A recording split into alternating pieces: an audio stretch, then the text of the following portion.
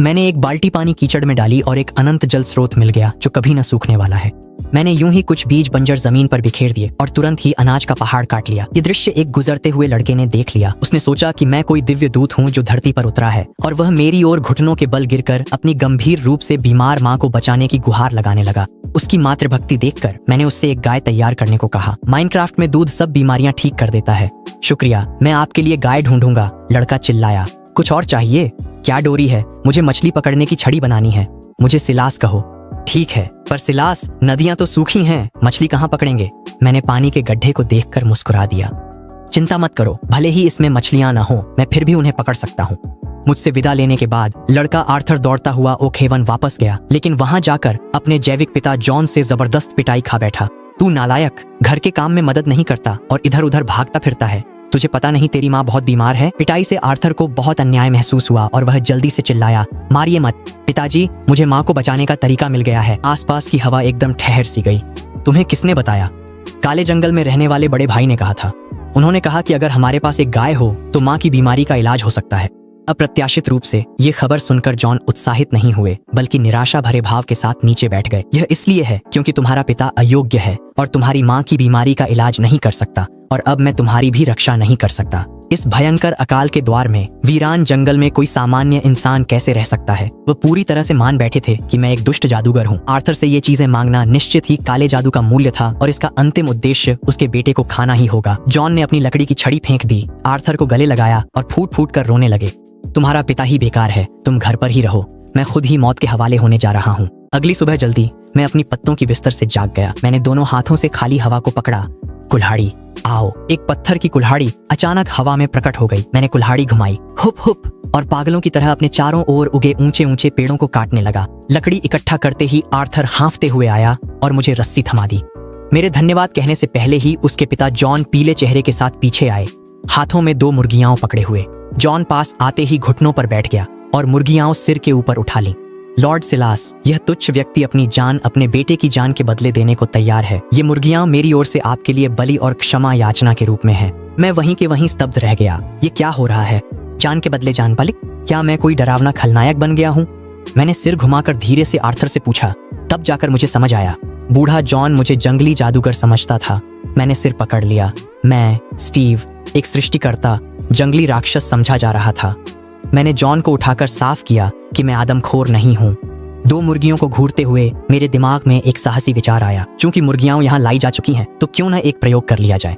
चाचा जॉन, मुर्गियों को छोड़ दीजिए। जॉन ने पूरी सतर्कता के साथ मुर्गियों को छोड़ दिया। दोनों मुर्गियां अपने पंख फड़फड़ाने लगीं और जमीन पर इधर उधर भागने लगीं। मैं खेत के किनारे तक गया और लापरवाही से 2 नए उगे हुए गेहूं के पौधों को तोड़ दिया। गेहूं पल भर में बीजों में बदल गया और उड़कर मेरे भंडार में आ गया। जैसे ही मैंने गेहूं के बीज निकाले, भागती हुई दोनों मुर्गियों पर मानो पॉज बटन दबा दिया गया हो। उन्होंने मेरे हाथ में रखे बीजों को खाली निगाहों से देखा और छोटे छोटे तेज कदमों से मेरी ओर दौड़ पड़े। लो खाओ। मैंने उन्हें यूं ही बीज खिला दिए। अगले दृश्य ने जॉन और उसके बेटे के विश्व दृष्टिकोण को पूरी तरह से चकनाचूर कर दिया। जैसे ही दोनों मुर्गियों ने बीजों को अपने मुंह में डाला, उनके शरीर अनियंत्रित रूप से एक दूसरे से चिपक गए। महज 3 सेकंड के बाद एक हल्की सी पॉप की आवाज के साथ एक नन्हा सा सफेद चूजा बिना अंडा देने या सहने की किसी प्रक्रिया के अचानक हवा से प्रकट हुआ और सीधे 2 मुर्गियों के पैरों के पास आ गिरा और उतरते ही उछलने लगा। पूरी तरह से सन्नाटा छा गया। जॉन की आंखें हैरानी से बाहर निकलने को थीं और उसकी सांसें तक थम गई थीं। इस पल उसके दिमाग में सचमुच तूफान सा मच गया था। ये तो सामान्य समझ के बिल्कुल खिलाफ था। क्या प्रजनन के लिए एक नर और एक मादा की जरूरत नहीं होती? तो फिर 2 मुर्गियां मिलकर कैसे एक बच्चा पैदा कर सकती हैं? और बिना अंडा दिए, बिना सहने के एक ऐसा चूजा जो कम से कम 2-3 हफ्ते में बड़ा होता है, वह अचानक हवा से प्रकट हो गया। ये बिल्कुल भी कोई भ्रम नहीं था। इतिहास में ऐसी चीज सिर्फ सृष्टिकर्ता ही कर सकते थे। सब खत्म हो गया था। उसने साक्षात ईश्वर से अपने बेटे की जान मांगी थी। अगर भगवान ने उसे दोषी ठहराया तो मौत का देवता भी उसे नहीं छुएगा। जॉन कांपते हुए घुटनों के बल गिरकर बेतहाशा प्रार्थना करने लगा। प्रभु, मैं अंधा था जो आपको पहचान न सका। मैंने आपको जादूगर समझ लिया था। कृपया मुझे क्षमा करें। पिता को झुकते देख आर्थर भी तुरंत घुटनों के बल बैठ गया। मैंने उसे पकड़ लिया। तुम मेरे नए अनुयायी हो, सीधे खड़े रहो। जॉन जमीन पर घुटनों के बल बैठा बेतहाशा प्रार्थना कर रहा था। उसकी कांपती पीठ देख मैंने अगला काम समझाया। कल सुबह गाय और पत्नी को यहाँ ले आना। याद रखना, सिर्फ गाय उधार चाहिए। मैं उसे नुकसान नहीं पहुँचाऊंगा। जॉन को निर्देश देकर मैंने हाथ हिलाकर उसे विदा किया। जॉन अनंत कृतज्ञता के साथ चला गया। मैंने उसकी पीठ की ओर देखा और लंबी सांस छोड़ी। आखिरकार मैं इस बूढ़े आदमी को वापस भेजने में कामयाब हो गया। अब अगला समय मेरे स्टीव के विशेष विकास का है। मैंने आर्थर द्वारा लाई गई ऊन की गेंद निकाली, उसे क्राफ्टिंग टेबल में डालकर धागे में तोड़ा, लकड़ी की छड़ें मिलाई और सीधे शुरुआती खेल का अद्भुत उपकरण एक मछली पकड़ने की छड़ी बना ली। एक मछुआरा कभी खाली हाथ नहीं लौटता। मैंने अपना फावड़ा घुमाया, जमीन में 2x2 का गड्ढा खोदा, उसमें 2 बाल्टी भूमिगत पानी डाला, फिर उसे बाहर की ओर बढ़ाया और एक मानक 4x4 का मछली तालाब बना दिया। डोरी फेंकी, पानी पर मारा। फ्लोट पानी की सतह पर चुपचाप तैरता रहा। आखिरकार हकीकत कोई खेल नहीं है। मैंने पूरे 10 मिनट इंतजार किया और पानी की सतह पर कोई हलचल नहीं हुई। मैं जल्दी में नहीं था और बस घास पर बैठ गया। हवा चली, पत्ते सरसराए। मुझे कहना पड़ेगा, यह जंगली जीवन जिसमें न तो टैक्स देना है और न ही किसी सामंत के लिए काम करना है, वाकई काफी सुकून देने वाला है। इसी वक्त फ्लोट अचानक डूब गया। मछली फंसी। मैंने अचानक हाथ उठाया और आधा मीटर लंबी कॉर्ड मछली सतह से बाहर निकली, हवा में सुनहरी रोशनी में बदल गई और सीधा मेरी इन्वेंट्री में जा गिरी। क्या यह खनन से बेहतर नहीं है? समुद्री भोजन की आजादी मिल गई। अगर मैं कोई जादुई किताब निकाल लूं, जैसे कि मेंडिंग या लक ऑफ द सी, तो यहीं से किस्मत बदल जाएगी। डोरी फेंकी, ठीक है, फिर से एक कॉर्ड मिली। फिर से कमाल है। एक पफर फिश, जारी रखें।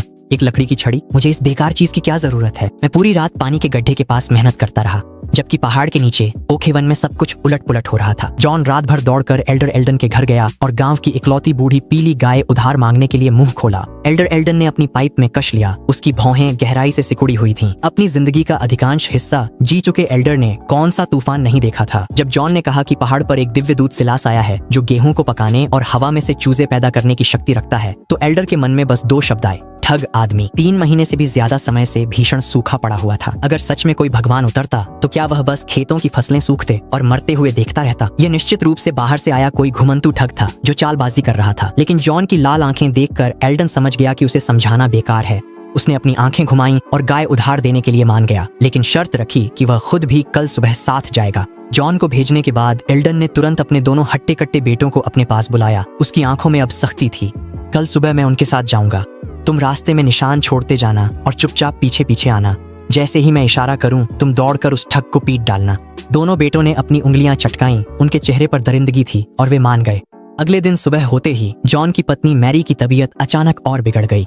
उसका पूरा शरीर तप रहा था। बुखार में वह बड़बड़ा रही थी और ऐसा लग रहा था कि वह बच नहीं पाएगी। जॉन चिंता में पागल हो गया। उसने आर्थर को लात मारकर जगाया ताकि वह गांव के मुखिया को बुलाए, जबकि वह खुद मैरी को पीठ पर उठाकर पहाड़ की ओर पागलों की तरह दौड़ पड़ा। आर्थर ने एल्डन को बिस्तर से घसीटकर बाहर निकाला। ये सुनकर कि कोई मरने वाला है और फिर भी वे पहाड़ पर दौड़ना चाहते हैं, वह गुस्से में अपनी जांघ पर हाथ मार बैठा। क्या पाप है? ऐसे समय में तुम जड़ी बूटी वाले को नहीं ढूंढते, बल्कि उस ठग को ही ढूंढने पर अड़े हो। उसने पीली गाय निकाली, गुस्से में पीछे चल दिया, कसम खाते हुए कि धोखेबाज को बेनकाब करेगा। समूह तेजी से बढ़ा। घंटों दौड़ने के बाद जंगल में मेरा डेरा दिखा। एल्डर एल्डन डेरा देख स्तब्ध रह गए। चारों ओर मशालें जल रही थीं। एक चौकोर पत्थर का घर था और गेहूं की कतारें उगी हुई थीं। हैरानी की बात थी कि एक गोरा युवक उथले गड्ढे पर मछली पकड़ रहा था। वह पानी इतना साफ था कि तली दिख रही थी, पर वहां मछली या जलकुंभी कुछ भी नहीं थी। एल्डन ने व्यंग्य से कहा, यह सरासर धोखा था। अगर वह इस टूटे गड्ढे से कुछ भी निकाल पाता तो यह कोई चमत्कार ही होता। जैसे ही यह विचार मेरे मन में आया, मैं पानी के गड्ढे के किनारे बैठा हुआ था और अचानक मैंने अपना हाथ उठा दिया। छप छप। उस निर्मल जल के गड्ढे से अचानक एक विशाल मछली जो लगभग आधा मीटर लंबी थी उछलकर बाहर आ गई। फिर वह बड़ी मछली हवा में एक चमकदार सुनहरी रोशनी में फट गई और सीधा मेरी देह में समा गई और गायब हो गई। एल्डन की आंखें हैरानी से बाहर निकलने को हो गईं।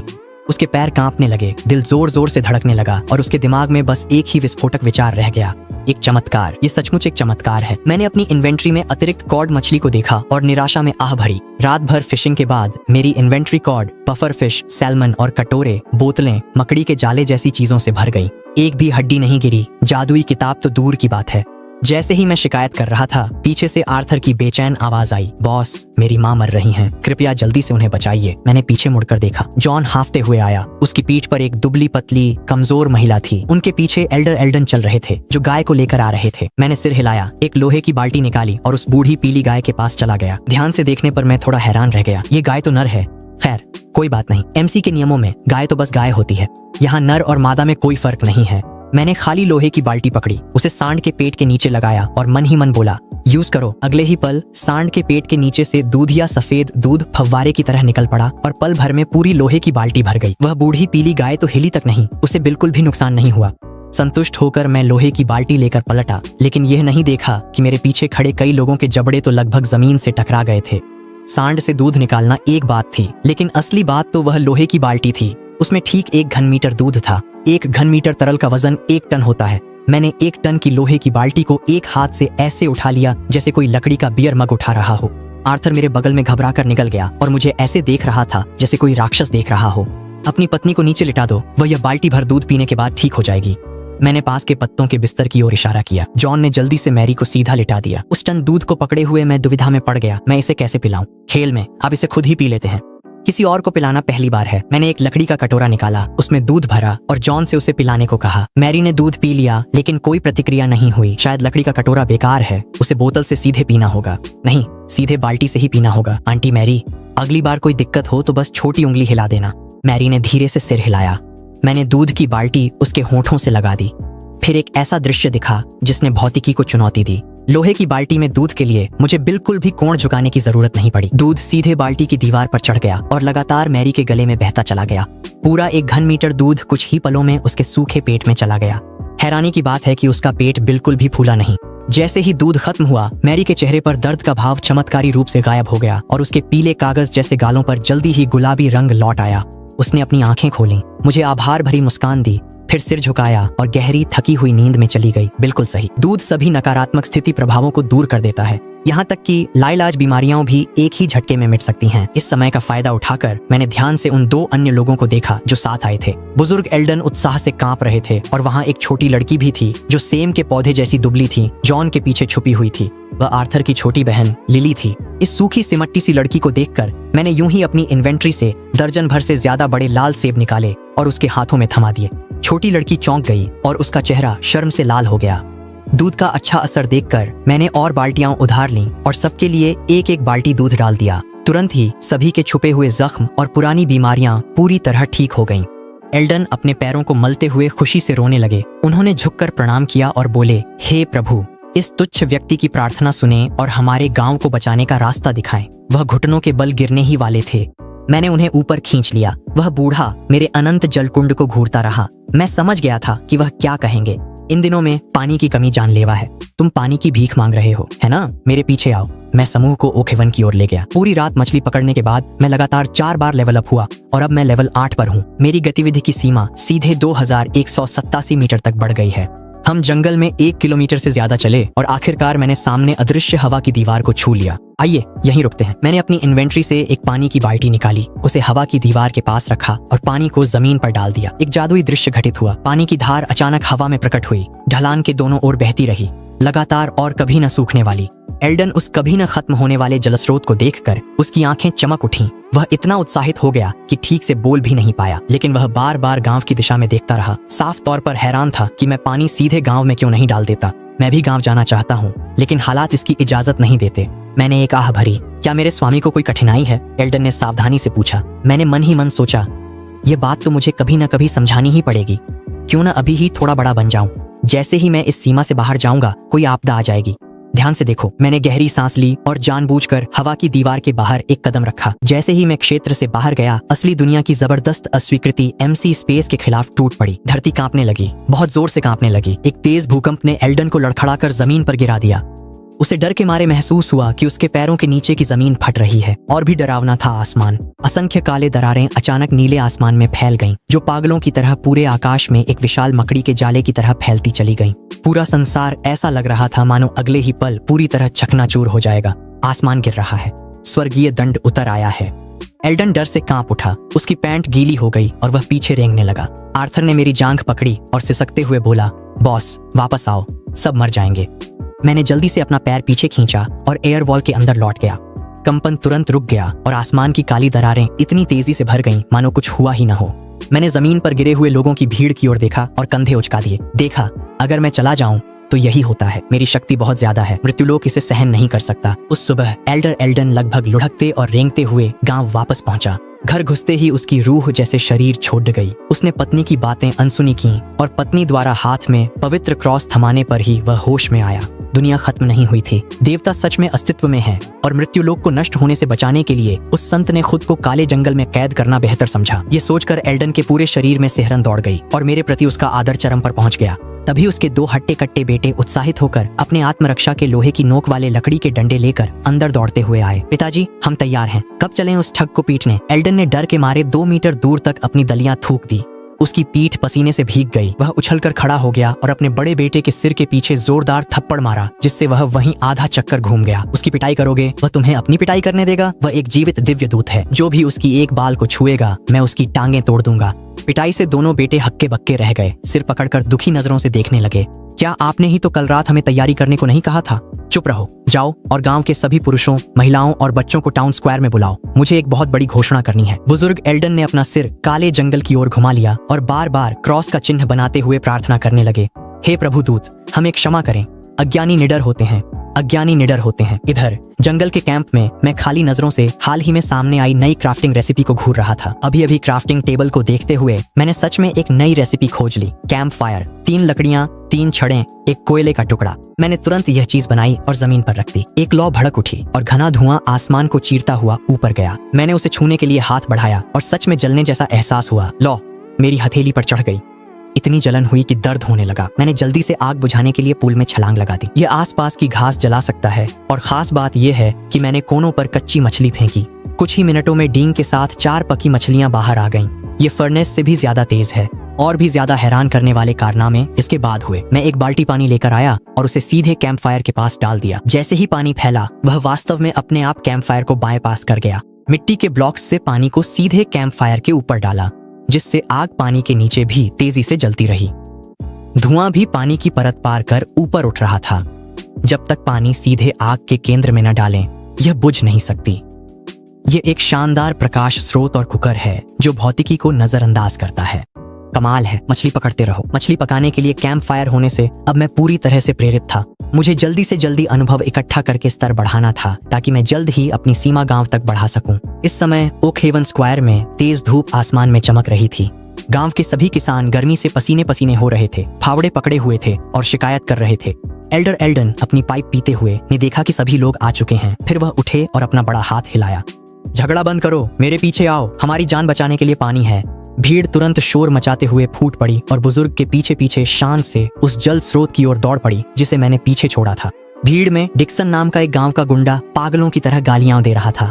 उसने अपना सीना ठोकते हुए गारंटी दी कि वह कल ही जंगल के इस हिस्से में गया था और वहां एक भी बूंद पानी नहीं थी। अगर वह झूठ बोल रहा हो तो उसे बिजली का झटका लगे और इस जन्म में कभी पत्नी ना मिले। जैसे ही उसने बोलना खत्म किया, समूह जंगल के किनारे पहुंच गया। आगे चल रहे लोगों ने जोरदार खुशी से आसमान गूंजा देने वाली जयकारें लगाईं। डिक्सन अवाक रह गया। वह भीड़ से निकलकर देखने गया और उसकी आंखें लगभग बाहर निकल आईं। हवा में जमीन से 1 मीटर ऊपर पानी का एक पारदर्शी ब्लॉक बिना किसी सहारे, बिना किसी पाइप के कहीं से भी लटका हुआ था। उस लटके हुए ब्लॉक से क्रिस्टल जैसा साफ पानी बह रहा था जो दोनों तरफ की मिट्टी की ढलान से नीचे बह रहा था। कभी सूखता नहीं था। यह निश्चित रूप से जमीन से रिसने वाला पानी नहीं था। यह शून्य से हवा में से बना हुआ पानी था। बुजुर्ग एल्डन एक तरफ खड़े होकर अपनी दाढ़ी सहला रहे थे, पूरी तरह गर्व से भरे हुए। उन्होंने कुछ लोगों से कहा कि वे अपने फावड़े चलाकर पानी के नीचे की मिट्टी को हटा दें। मिट्टी की परत को खोखला कर दिया गया, लेकिन वह पानी का स्रोत का ब्लॉक हवा में स्थिरता से तैरता रहा। एक बूंद भी नहीं टपकी। अगर राजधानी के शाही विद्वान यह दृश्य देख लेते तो शायद वहीं पागल हो जाते। सभी गांव वाले पागलों की तरह आगे की ओर झपट पड़े। कुछ लोगों ने अपने हाथों से पानी लेकर बेतहाशा पीना शुरू कर दिया। कुछ ने तो सीधे अपना पूरा सिर ही उस पानी में डुबो दिया। मीठा झरने का पानी उनके गले से उतरकर उनके सूखे पेटों में चला गया। डिक्सन एक तरफ खड़ा होकर खुद को जोर से थप्पड़ मार रहा था। सच में दर्द हो रहा है। ये सपना नहीं है। मेरी कसम सच हो गई। अब मुझे इस जन्म में पत्नी नहीं मिलेगी। चाहे उसे पत्नी मिले या न मिले, इससे कोई फर्क नहीं पड़ता। पानी मिलना मतलब जिंदा रहना। एल्डन ने मौके का फायदा उठाकर सबको चेतावनी दी। याद रखना, ये पानी लॉर्ड सेंट की देन है। लॉर्ड जंगल के अंदर है। जो भी उन्हें परेशान करने जाएगा मैं उसकी टांगें तोड़ दूंगा। मैं पानी के नीचे अलाव के पास बैठा बोर होकर अपनी बंसी खींच रहा था। फिर से टूटे हुए चमड़े के जूते निकले। बुरी किस्मत है, मैंने पूरी रात मछली पकड़ी और जादुई किताब का एक बाल भी नहीं दिखा। जैसे ही मैं शिकायत कर रहा था, आर्थर पसीने से तरबतर दौड़ता हुआ आया। मैंने लापरवाही से वह चमड़े की जूती की जोड़ी जो अभी अभी निकाली थी उसकी ओर फेंक दी। पहनकर देखो, फिट है। आर्थर ठिठका। उसने अपने से बड़े जूतों को देखा, फिर घास की चप्पलें उतारकर उन्हें पहन लिया। एक जादुई दृश्य घटित हुआ। जैसे ही चमड़े के जूते उसके पैरों के ऊपर छुए, वे साफ तौर पर सिकुड़ने लगे और उसके पैरों के आकार में पूरी तरह ढल गए। आर्थर हैरानी में उछलने कूदने लगा। कभी जूते उतारता, कभी पहनता और खूब मजे कर रहा था। ठीक है, अब खेलना बंद करो। मैंने पत्थर की कुल्हाड़ी और फावड़ा निकालकर उसकी ओर फेंका। अपनी कटार से अपनी बांह पर वार करो। बिना सोचे आर्थर ने कटार निकाली और बाएं हाथ पर वार करने की हरकत की। कोई खून नहीं निकला। धार उसके चमड़े पर फिसल गई और हैरानी की बात है कि बस एक हल्का सा सफेद निशान छोड़ गई। ये तो उसकी त्वचा तक नहीं काट पाई। आर्मर की सुरक्षा प्रणाली सक्रिय है। मेरा दिल खुशी से उछल पड़ा। जब तक मैं चमड़े के पूरे गियर का सेट तैयार कर लूं, तब तक यह मजबूत कवच अंक देगा। साधारण तलवारें और धारदार हथियार लोगों को चोट नहीं पहुंचा पाएंगे। अगर मैं शूरवीरों के एक दस्ते को यह पहनाऊं, तो वे इन अशांत समयों में निडर होकर घूम सकते हैं। जाओ, पत्थर की कुल्हाड़ी से एक पेड़ काटो। मैंने आदेश देना जारी रखा। प्रयोग अंत तक चलना चाहिए। देखना था कि क्या असली लोग भी MC के भौतिकी नियम सक्रिय कर सकते हैं। आर्थर ने कुल्हाड़ी घुमाकर पेड़ काटना शुरू किया और लकड़ी के टुकड़े उड़ने लगे। कटाव बड़ा और बड़ा होता गया। धमाके के साथ विशाल पेड़ सहारा खोकर सीधा जमीन पर गिर गया। कोई लकड़ी का ब्लॉक नहीं गिरा और न ही पेड़ हवा में तैरा। मैंने एक आह भरी। उम्मीद के मुताबिक MC औजारों के इस्तेमाल पर वे सिर्फ साधारण लोहे जैसे काम करते हैं और ब्लॉक ड्रॉप मैकेनिक सक्रिय नहीं होता। पत्थर की कुल्हाड़ी, हल और लोहे की बाल्टी से कोशिश करने पर भी हर जगह असफलता ही मिली। गांव वालों को औजार देकर मुझसे बुनियादी ढांचे का निर्माण करवाने की मेरी योजना पूरी तरह से बर्बाद हो गई। एक आखिरी चीज आजमाओ। मैंने 7 लकड़ी की स्लैब से बना एक कंपोस्टर निकाला। जाओ, कुछ घास तोड़ो और इसमें डाल दो। आर्थर ने जैसा कहा गया वैसा ही किया। जैसे ही घास को लकड़ी के बैरल में डाला गया, वह सीधे हरे कणों में बदल गई और गायब हो गई और बैरल के नीचे एक परत धूसर भूरे खाद की बन गई। सफलता मिली। हालांकि वे औजारों का इस्तेमाल नहीं कर सकते थे, लेकिन कंपोस्टर के लिए इंटरेक्शन हिट बॉक्स खुला था। इस बैरल को उठाने की कोशिश करो। आर्थर ने पूरी ताकत लगाकर अपना चेहरा लाल कर लिया, लेकिन कंपोस्टर जरा भी नहीं हिला। अच्छा ही है कि इसे हिलाया नहीं जा सकता। वह इसे यहीं एक स्थायी रिसाइकलिंग स्टेशन के रूप में छोड़ देगा। मैंने अपने हाथों की धूल झाड़ दी। ठीक है आर्थर, दोनों मुर्गियां ले जाओ और अपनी माँ को खिलाओ। कल फिर आना। आर्थर को विदा करने के बाद मैं जंगल के किनारे टहलने निकल पड़ा और रास्ते में जल स्रोत की स्थिति भी देख ली। मैं अभी पास भी नहीं पहुंचा था कि मेरे सिर में भनभनाहट होने लगी। एक बड़ी भीड़ खुले मैदान में घुटनों के बल बैठी थी। पुरुष, महिलाएं और बच्चे, कुल मिलाकर 54 लोग भूख से मम्मी जैसे दिख रहे थे। केवल हड्डियां और चमड़ी, आंखों के गड्ढे गहरे धंसे हुए। जब हवा चलती तो ऐसा लगता मानो वह इन सबको एक साथ गिरा सकती है। मेरे क्षेत्र की दिशा में मुंह करके उन्होंने कुछ सूखी घास के गट्ठर जलाए जो अनुष्ठानिक धूप की तरह काम कर रहे थे। जमीन पर सूखी हुई जंगली सब्जियों की जड़ें रखी थीं। एक बूढ़ी औरत ने अगुवाई की और पूरा गांव जमीन पर लेट गया, बेतहाशा प्रार्थना करते हुए, बुदबुदाते हुए कुछ बोल रहे थे। हे भगवान, मेरे लिए बलि चढ़ा रहे हैं, मैं अभी मरा नहीं हूँ। एल्डन ने ऊपर देखा और मुझसे नजरें मिलाईं। इस बूढ़े की रूह कांप गई। वह घबराकर दौड़ा और कीचड़ में साष्टांग गिर पड़ा। साधारण नागरिक एल्डन भगवान संत का स्वागत करता है। उसकी आवाज के साथ उसके पीछे दर्जनों लोग इतने डर गए कि उन्होंने अपने चेहरे कीचड़ में कसकर दबा लिए। यहाँ तक कि जोर से सांस लेने की भी हिम्मत नहीं की। मैं उसे उठाने दौड़ा। बाबा उठिए, मैंने कहा था। मैं कोई देवता नहीं हूँ। मेरे समझाने पर वे और कांपने लगे। इन आम लोगों को देखकर जो इतनी भूख से बेहाल थे कि किसी भी पल आखिरी सांस ले सकते थे, मेरे सीने में भारी बोझ सा महसूस हुआ। क्योंकि समझाने से काम नहीं बन रहा, तो अब सख्त कदम उठाने का वक्त है। मैंने लकड़ी की तख्तियां निकाली और जमीन पर जोर जोर से ठोकने लगा। Smack smack smack smack. पलक झपकते ही 4 मीटर चौड़ी और आधा मीटर ऊंची एक सपाट लकड़ी की मेज सबके सामने अचानक प्रकट हो गई। संपूर्ण शांति। सांस लेने की आवाज भी थम गई। उनकी भयभीत निगाहों को नजरअंदाज करते हुए मैंने अपना सामान निकाला और रात भर में जो कुछ भी मैंने मछली पकड़कर इकट्ठा किया था, वह सब बाहर निकाल लिया। 14 मोटी और विशाल कॉर्ड मछलियां, हर एक पूरी आधा मीटर लंबी, ठंडी चांदी जैसी चमकती हुई, एक छोटी सी पहाड़ी की तरह लकड़ी की मेज पर जोर से गिर पड़ी। इस दृश्य का प्रभाव वाकई दिमाग हिला देने वाला था। ये मछली है, इतनी बड़ी मछली। गांव वाले पागल हो गए। उनके गले से जानवर जैसी लालची निगलने की आवाजें आने लगी। इन दिनों तो नदियों के तल का कीचड़ भी सूख कर फट गया था। इतनी बड़ी जिंदा मछली भला कोई कहां से ला सकता था? इनमें से एक मछली भी अगर बचाकर खाई जाए तो एक परिवार आधा महीना आराम से गुजार सकता है। मैंने अपना गला साफ किया। मेरी आवाज में अपने आप एक प्रभावशाली आभा आ गई। बुजुर्ग, ये 14 मछलियां आपकी बस्ती के 14 घरों में से हर एक के लिए एक। नीचे से जोरदार सांस लेने की आवाज आई और कोई तो महज उत्तेजना में बेहोश भी हो गया। लेकिन मुझे एक नियम बनाना होगा। अब से हर दिन इसी समय मैं यहाँ 14 मछलियां रखूंगा। आपको बस इतना करना है कि पहाड़ पर जाएं, घास उखाड़ें, पत्ते तोड़ें और उन 7 खाद के गड्ढों को मेरे लिए भर दें। घास के बदले मोटी ताजी मछली। ये कैसा शर्त थी? ये तो जैसे भगवान का दिया हुआ वरदान था। धन्यवाद लॉर्ड साइलस, मेरे प्रभु, जीवन का उपहार देने के लिए धन्यवाद। गांव वाले फिर से साष्टांग दंडवत करते हैं। उनके माथे जमीन से टकरा रहे हैं, चेहरे आंसुओं और नाक से सने हुए हैं। मैं सच में यह दृश्य सहन नहीं कर सका, इसलिए मैंने हाथ हिलाया और जंगल की गहराई में गायब हो गया। अगले 3 दिनों तक मैं पूरी तरह से एक निर्दयी मछली पकड़ने वाली मशीन में बदल गया। दिन में मछली पकड़ता, शाम को खाद बनाने वालों से हड्डी का चूर्ण इकट्ठा करता और रात में उसी हड्डी के चूर्ण से गेहूं को पागलों की तरह जल्दी पकाता, बीज काटता और फिर मछली पकड़ना जारी रखता। मेरा अनुभव बार तेजी से बढ़ा और प्रगति आधे से ज्यादा हो गई थी। एक स्तर और बढ़ते ही मेरी जागीर सीधे ओक हेवन के पूरे इलाके को घेर लेगी। ओक हेवन में पेट भर जाने के बाद गांव वाले ऐसे काम कर रहे थे जैसे उनमें मुर्गे का खून भर दिया गया हो। एल्डन ने तो पूरे गांव के बूढ़ों और बच्चों को भी जुटा लिया ताकि गांव के सबसे बड़े और मजबूत पत्थर के घर को खाली कराया जा सके। हर घर ने अपना सबसे अच्छा, सबसे कीमती फर्नीचर अंदर लाकर रखा। लॉर्ड साइलस जल्द ही पहाड़ से नीचे आएंगे। भले ही लॉर्ड यहाँ न रहें, हमें यहाँ सबसे भव्य सजावट करनी ही होगी। एल्डन आंगन में खड़े होकर पूरी ताकत से आदेश चिल्ला रहे थे। गांव वाले खुशी खुशी सामान इधर उधर कर रहे थे। हर किसी के चेहरे पर सेहतमंद लालिमा चमक रही थी। जैसे ही ओक हेवन शांति में डूबा हुआ था, एक संकट चुपचाप पास आ रहा था। ओक हेवन से 2 मील दूर उनका दुश्मन एशवेल था। पानी और जमीन के लिए दोनों गांवों में सालों से जंग जारी थी। टूटी टांगें और घायल सिर वहां आम थे।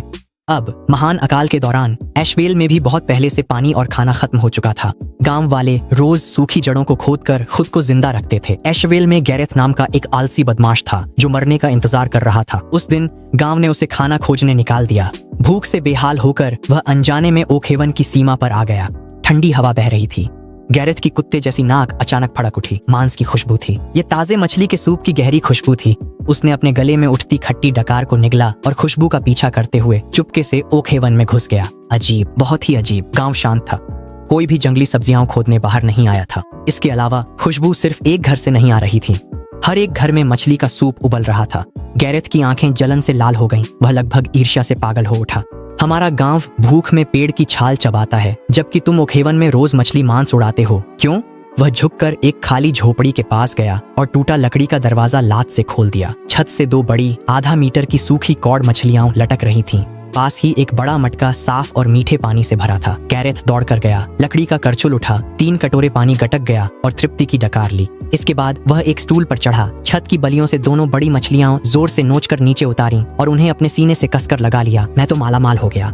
ये सब मेरा है। वह दरवाजे से बाहर फिसलने ही वाला था कि अचानक पीछे से एक बच्चे की तेज चीख सुनाई दी। चोर, चोर को पकड़ो! एशवेल के लोग लॉर्ड एमिसरी की मछलियां चुरा रहे हैं। जैसे ही यह आवाज गूंजी, ओक हेवन पूरा का पूरा एकदम उथल पुथल हो गया। दर्जनों तंदुरुस्त जोशीले आदमी अपने कांटे और मछेते उठाकर आंखों में खून की प्यास लिए बाहर दौड़ पड़े।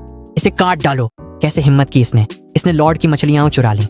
गैरेथ इतना डर गया कि उसकी आत्मा जैसे शरीर छोड़ने ही वाली थी। उसके दोनों पैर इतनी तेजी से चले कि वे धुंधले हो गए जब वह पागलों की तरह गांव से बाहर भागा। उसकी बाहों में पकड़ी मछलियां बहुत भारी थीं और उसकी रफ्तार को काफी धीमा कर रही थीं। पीछे से आती गुस्से भरी दहाड़ें जब और करीब आती गईं, गैरेथ ने दांत भींचे, दोनों मछलियों को जोर से जमीन पर पटक दिया और खाली हाथ लुढ़कते रेंगते हुए ओक हेवन की सीमा से बाहर निकल गया। गैरेथ भागते हुए एशवेल पहुंचा। पैर लड़खड़ाने से वह गिर पड़ा। वह ऊन लेने गया था पर खुद लुटकर लौटा। उसे मांस का टुकड़ा न मिला और जान जोखिम में डाल दी। वह अपमान न सह सका। उसकी आंखें घूमी और एक तरकीब सोची। अकेले नहीं लड़ सकता, अब गांव वालों के साथ तुम्हें लूटूंगा। वह जमीन से उठकर एशवेल के गांव के मुखिया हैरोल्ड के आंगन में दौड़ता हुआ पहुंचा और पूरी ताकत से चिल्लाया, मुखिया जी, बहुत बड़ी मुसीबत हो गई है। ओक हेवन के उन जानवरों ने हमारी भूमिगत पानी की सप्लाई काट दी है। हैरोल्ड इस समय चिंता में अपना सिर पकड़कर बैठा था। ये सुनते ही वह उछल पड़ा। क्या बकवास कर रहे हो तुम? भूमिगत पानी तो बहुत पहले ही सूख गया था। मैंने खुद अपनी आंखों से देखा है। मैं पवित्र आत्मा की कसम खाता हूँ। गैरेथ ने आग में घी डालते हुए पागलों की तरह कहा। उन्होंने न सिर्फ पानी काटा बल्कि चुपचाप उसी पानी से विशाल मछलियां पाल रहे हैं। हर घर की छत की बल्ली पर आधा मीटर लंबी मछलियां लटकी हुई हैं। मैं तो बस एक घूंट पानी मांगने गया था और वे मुझे लगभग मार ही डालते। ये शब्द ऐसे थे जैसे बारूद के ढेर पर चिंगारी गिर गई हो। एशवेल के गांव वाले पहले ही आंगन के बाहर इकट्ठा हो चुके थे। ये बातें सुनकर सबकी आंखें तुरंत लाल हो गईं। 3 साल की भयंकर अकाल, बच्चों को खाने के लिए बेचने की दर्दनाक हालत उनकी आंखों के सामने थी। तो असल में ओक हेवन ने ही उनकी जिंदगी की राह काट दी थी। किसी का पानी काटना उसके माता पिता की हत्या करने जैसा है। तभी तो हमारे गांव में तो कीचड़ भरा पानी भी नसीब नहीं होता। सारा पानी तो उन्होंने जमा कर लिया है। अपने हथियार उठा लो, कल सुबह होते ही हमारा पूरा गांव वहां धावा बोलेगा। पानी की मांग करो, मछली की मांग करो, उनसे खून का बदला लो। एशवेल के ऊपर गुस्से से भरी दहाड़ें गूंज उठीं। दर्जनों भूखे दुबले पतले आदमी अपनी मछेटियां तेज करने और भाले को नुकीला करने लगे। गैरेथ भीड़ के पीछे छिपा हुआ था। उसके होठों पर एक जहरीली मुस्कान तैर रही थी। लड़ो, लड़ाई जितनी दुखद होगी उतना ही अच्छा। जब समय आएगा वह जरूर इस अफरा तफरी का फायदा उठाकर ओकहेवन जाएगा और 10 बड़ी मछलियां छीन लाएगा। इसी बीच कई मील दूर जंगल में मैं अपनी मछली पकड़ने की छड़ी पकड़े हुए था और देख रहा था कि अनुभव पट्टी आखिरकार स्तर 9 की महत्वपूर्ण सीमा को पार कर गई। धड़ाम, हवा की दीवार अचानक बाहर की ओर फैल गई। मेरा क्षेत्र कई गुना बढ़ गया और पूरे ओकहेवन तक फैल गया। मैंने अपनी छड़ी पकड़ी और देखा कि अनुभव पट्टी बढ़ गई है। मैं खड़ा हो गया, जंगल छोड़ने के लिए तैयार। अब मैं इस जंगल से निकल सकता हूँ। स्टीव, आओ। जैसे ही मैंने सामान समेटा और निकलने ही वाला था, ओकहेवन पर खूनी बारिश का तूफान आ गया। सूखे में पानी काटना जीवन छीनने जैसा है। एशवेल भूखा था और बुरी तरह हताश। गांव के पुरुषों ने औजार उठा लिए। दोनों समूह सीमा पर आमने सामने थे, जहां रेत उड़ रही थी, तलवारें और धनुष तने थे और खूनी संघर्ष तय लग रहा था। लेकिन असल में ओकहेवन के लोगों की लड़ने की कोई मंशा ही नहीं थी। उन्होंने सीधे साफ पानी से भरी बाल्टियां उठाईं, उन्हें जोर से जमीन पर पटका और साथ ही आधा मीटर लंबी मोटी मछलियां भी आसानी से सौंप दी। एशवेल के लोग वहीं स्तब्ध रह गए। उनके हथियार लगभग जमीन पर गिर ही पड़े थे। एशवेल के गांव के मुखिया हैरोल्ड अपनी छड़ी पर झुके हुए थे। उनके होंठ कांप रहे थे। एल्डन पास आए और धीरे से एक रहस्य बताया। हैरोल्ड, हमारे पहाड़ पर एक दिव्य दूत रहता है। ये पानी और मछलियां सब प्रभु की देन है। हैरोल्ड की आंखें लगभग बाहर निकल आईं और उन्होंने उसी समय इस बात पर विश्वास कर लिया। संदेह करने की कोई जरूरत नहीं थी। इन दिनों भगवान के अलावा और कौन कभी न खत्म होने वाला बहता पानी पैदा कर सकता है। जैसे ही दोनों गांवों में सुलह हुई, ओकहेवन में आग लग गई। बदमाश गैरेथ ने फायदा उठाकर ओकहेवन में घुसपैठ की और मेरे लिए आरक्षित संत के घर से चोरी करने लगा। हैरोल्ड गुस्से से कांप उठा। उसने तुरंत अपने आदमियों को गैरेथ को बाहर घसीटने और उसे एशवेल से निर्वासित करने का आदेश दिया। इस वीरान जंगल में गांव से निकाला जाना मौत की सजा के बराबर था। गैरेथ ने अपना सिर जमीन पर पटक पटक कर अपना चेहरा खून से भर लिया। अपने माता पिता को पुकारता रहा, लेकिन सब बेकार था। वह पूरी तरह से एक भटकती आत्मा बन गया। बाहरी खतरा खत्म होते ही अंदरूनी विपत्ति आ गई। कुछ क्रूर और दुष्ट बारनों के कर वसूली करने वाले गांव में घुस आए। मुख्य कर वसूली करने वाले के चेहरे पर पूरी तरह से डरावना मांस था। खून से सनी लोहे की तलवार पकड़े हुए उसने अभी अभी पड़ोसी गांव के कुछ बूढ़े किसानों को बेहोश कर दिया था, जो कर नहीं चुका सके थे, और अब उसकी नजर ओकहेवन से खून चूसने पर थी। ओकहेवन के लोग अच्छी तरह से तैयार थे। उन्होंने जमीन से पीली मिट्टी उठाई और अपने चेहरों पर मल ली, ताकि वे कुपोषित और अंतिम सांस लेने के कगार पर दिखें। बुजुर्ग एल्डन ने थोड़ी टूटी फूटी चांदी इकट्ठा की और झुकते झुकते उसे सौंप दी। लालची कर वसूली करने वाले ने एक नजर में ही चालाकी को भांप लिया। उसने एल्डन को धक्का दिया, तलवार निकाली और उस पवित्र पत्थर के घर में घुसने लगा। रास्ते से हट जाओ, जो भी मुझे रोकेगा मारा जाएगा। एल्डन दरवाजे के सामने अडिग खड़ा रहा, 1 इंच भी नहीं हटा। कर वसूली करने वाला पूरी तरह पागल हो गया। उसने अपनी तलवार उठाई और बेरहमी से एल्डन के हाथ पर वार करने के लिए झटका दिया। एक तेज सन्नाटे के साथ आर्थर ने अपनी धनुष निकाली और तीर चलाया, जो सटीकता से लंबी तलवार को भटका गया। कर वसूली करने वाला गुस्से से पागल हो गया। खून से भरी आंखों से घूरते हुए कत्लेआम मचाने को तैयार था। ठीक इसी रोंगटे खड़े कर देने वाले पल में एक चमत्कार घटित हुआ। मेरी स्तर बढ़ाने से तेजी से फैलती हुई सीमा पहाड़ी से नीचे दौड़ती आई और पल भर में पूरे गांव के प्रवेश द्वार को निगल गई। पीली रेत से भरी सूखी मिट्टी पलक झपकते ही टखनों तक फैली पन्ना हरी घास में बदल गई। एक चमत्कार उतर आया है। गांव वाले एक साथ घुटनों के बल गिर पड़े। कर वसूली करने वाले के डर से बाल खड़े हो गए। उसने झटके से सिर घुमाया और उसके पीछे एक विशाल दैत्य, पूरी तरह 3 मीटर ऊंचा, शुद्ध लोहे से बना और हरी बेलों से ढका, चुपचाप खड़ा था। लोहे का गोलेम टाइटन अपनी उपस्थिति दर्ज कराता है। इस विशालकाय दैत्य ने अपनी पत्थर के खंभे जितनी मोटी लोहे की भुजा घुमाई और जैसे किसी मक्खी को हल्के से मारता है, वैसे ही मुख्य कर वसूली करता हवा में उछल गया। हवा में एक वक्र बनाते हुए कीचड़ में जा गिरा और वहीं चारों हाथ पैर आसमान की ओर करके बेहोश हो गया। बाकी 2 सहायक डर के मारे वहीं पर अपने कपड़े गीले कर बैठे। उनके घुटने कमजोर पड़ गए और वे जमीन पर गिर पड़े। सिर जोर से टकराया और चिल्लाते हुए प्रभु से दया की भीख मांगने लगे। लोहे के गोलेम ने उनकी ओर बिल्कुल भी ध्यान नहीं दिया। उसने डरे हुए बच्चे के पास जाकर अपने हाथ से एक लाल पॉपी का फूल जादू से निकालकर उसे थमा दिया। दृश्य बदलता है। मेरी इन्वेंट्री में मछली, लकड़ी, इन्फिनिटी किताब और फ्रॉस्ट वॉकर बूट्स थे। पहाड़ से उतरते हुए मैं गुनगुना रहा था, पर खराब दिशा ज्ञान की वजह से मैं रास्ता भटक गया। सौभाग्यवश मैं पानी के स्रोत पर पानी भर रहे एक एशवेल व्यक्ति से टकरा गया। उसने बड़े उत्साह से मुझे रास्ता दिखाया। रास्ते में पागलों की तरह बढ़ते ऊंचे ऊंचे पेड़ों और घने झाड़ियों को देखकर वह आदमी उत्तेजना से कांप उठा। मेरे करीब आकर गर्व से डींगे मारने लगा। मालिक, इसे देखिए, यह निश्चित रूप से दूध का कमाल है। देखिए, यह घास कितनी जोरों से बढ़ रही है। मैं अपनी हंसी रोकते हुए लगातार सहमति में सिर हिलाता रहा। हाँ, भगवान सचमुच अद्भुत हैं। जब हम ओक हेवन के प्रवेश द्वार पर पहुंचे तो माहौल तुरंत चरम पर पहुंच गया। पूरा गांव कतारबद्ध होकर एक साथ चिल्लाया, स्वागत है लॉर्ड साइलस। रास्ता दिखाने वाले व्यक्ति के दिमाग में जैसे झंझनाहट सी हो गई। उसने अपनी बहंगी फेंक दी और दोनों बाल्टियों का पानी जमीन पर बिखर गया। वह पत्थर की मूर्ति की तरह अकड़ गया। तभी उसे एहसास हुआ कि वह पूरे रास्ते एक जीवित भगवान के सामने डींगे मारता रहा था। मैंने उसकी ओर ध्यान नहीं दिया और बड़े बड़े कदमों से गांव में प्रवेश कर गया। गांव के द्वार पर मैंने लोहे के गोलम और घुटनों के बल बैठे लहूलुहान कर वसूलने वालों को देखा। हवा में पेशाब की तीखी गंध थी। नाक सिकोड़ते हुए मैंने उनसे कहा, तुम मौत से तो बच सकते हो, पर जीवन भर की सजा से नहीं। तुमने बहुत पाप किए हैं और तुम्हारी आत्माएं रसातल में गिरेंगी। अगले जन्म में तुम कीचड़ में लौटने वाले जंगली सुअर ही बनोगे। ये शब्द जैसे ही बोले गए, उनकी घातक शक्ति परमाणु बम के बराबर थी। मध्य युग के लोग अपनी आत्मा पर मृत्यु के बाद लगने वाले श्राप से सबसे अधिक डरते थे। एक कर वसूली करने वाले की आंखें पलट गईं और वह डर के मारे वहीं बेहोश हो गया। दूसरा रोने लगा और जमीन पर गिरकर माफी मांगने लगा। मैंने हंसते हुए झूठ बोला, यह तुम्हारे कर्मों पर निर्भर है। जाओ और अपने बैरन से कह दो कि हम कर नहीं चुका सकते, समझे? सेवक को ऐसा लगा जैसे उसे माफी मिल गई हो। उसने बेहोश कर वसूली करने वाले को उठाया और गांव से बाहर भाग निकला, लुढ़कते और रेंगते हुए। इन मक्खियों को भगाकर मैं मुड़ा और आर्थर से कहा कि मैं घर बनाने की जगह चुनूंगा। मुझे वह पत्थर का घर जो गांव वालों ने मेरे लिए बचा कर रखा था बहुत सीमित लगा। मैं खुद एक बहुमंजिला शानदार विला बनाना चाहता था। ये मामला निपटाने के बाद मैं लोहे के गोलेम के पास चला गया। यह विशाल जीव सिर झुकाकर मुझे पॉपी का गुलदस्ता देने लगा। फूलों की खुशबू हवा में फैल गई। गुलदस्ता लेकर मैंने वफादारी परखी। क्या मारने पर पलटवार करोगे? लोहे के गोलेम ने मजबूती से मना किया। अगर कोई मुझे मारे तो क्या तुम उसे पीटोगे? लोहे के गोलेम ने सिर हिलाया। काम हो गया। ये तो सतह पर सबसे ताकतवर गोल्ड मेडल नाइट है। मैंने उसके पत्थर जैसे सख्त लोहे के सीने पर मुक्का मारा। अब से तुम मेरे साथ रहोगे। मैं तुम्हें टाइटन नाम देता हूँ। मैं मांस खाऊंगा, तुम सूप पियोगे। टाइटन इतना खुश हुआ कि उसकी लोहे की बाहें झंझना उठी और जमीन हिल गई। जब मैं घर के लिए जगह तलाश रहा था, मुखिया का बेटा पियर्स पागलों की तरह चिल्लाता हुआ वहां आ पहुंचा। लॉर्ड साइलस, कुछ गड़बड़ हो गई है।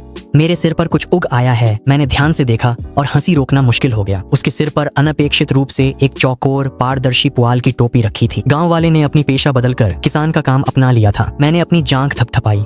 जागीर विस्तार से पानी के स्रोत वाले कंपोस्टर ने गांव की व्यवस्था शुरू कर दी। मैंने पत्थर की कुदाल पियर्स को थमाई। इसे लो, जमीन की ओर देखो और मन में उपयोग करो, कहो।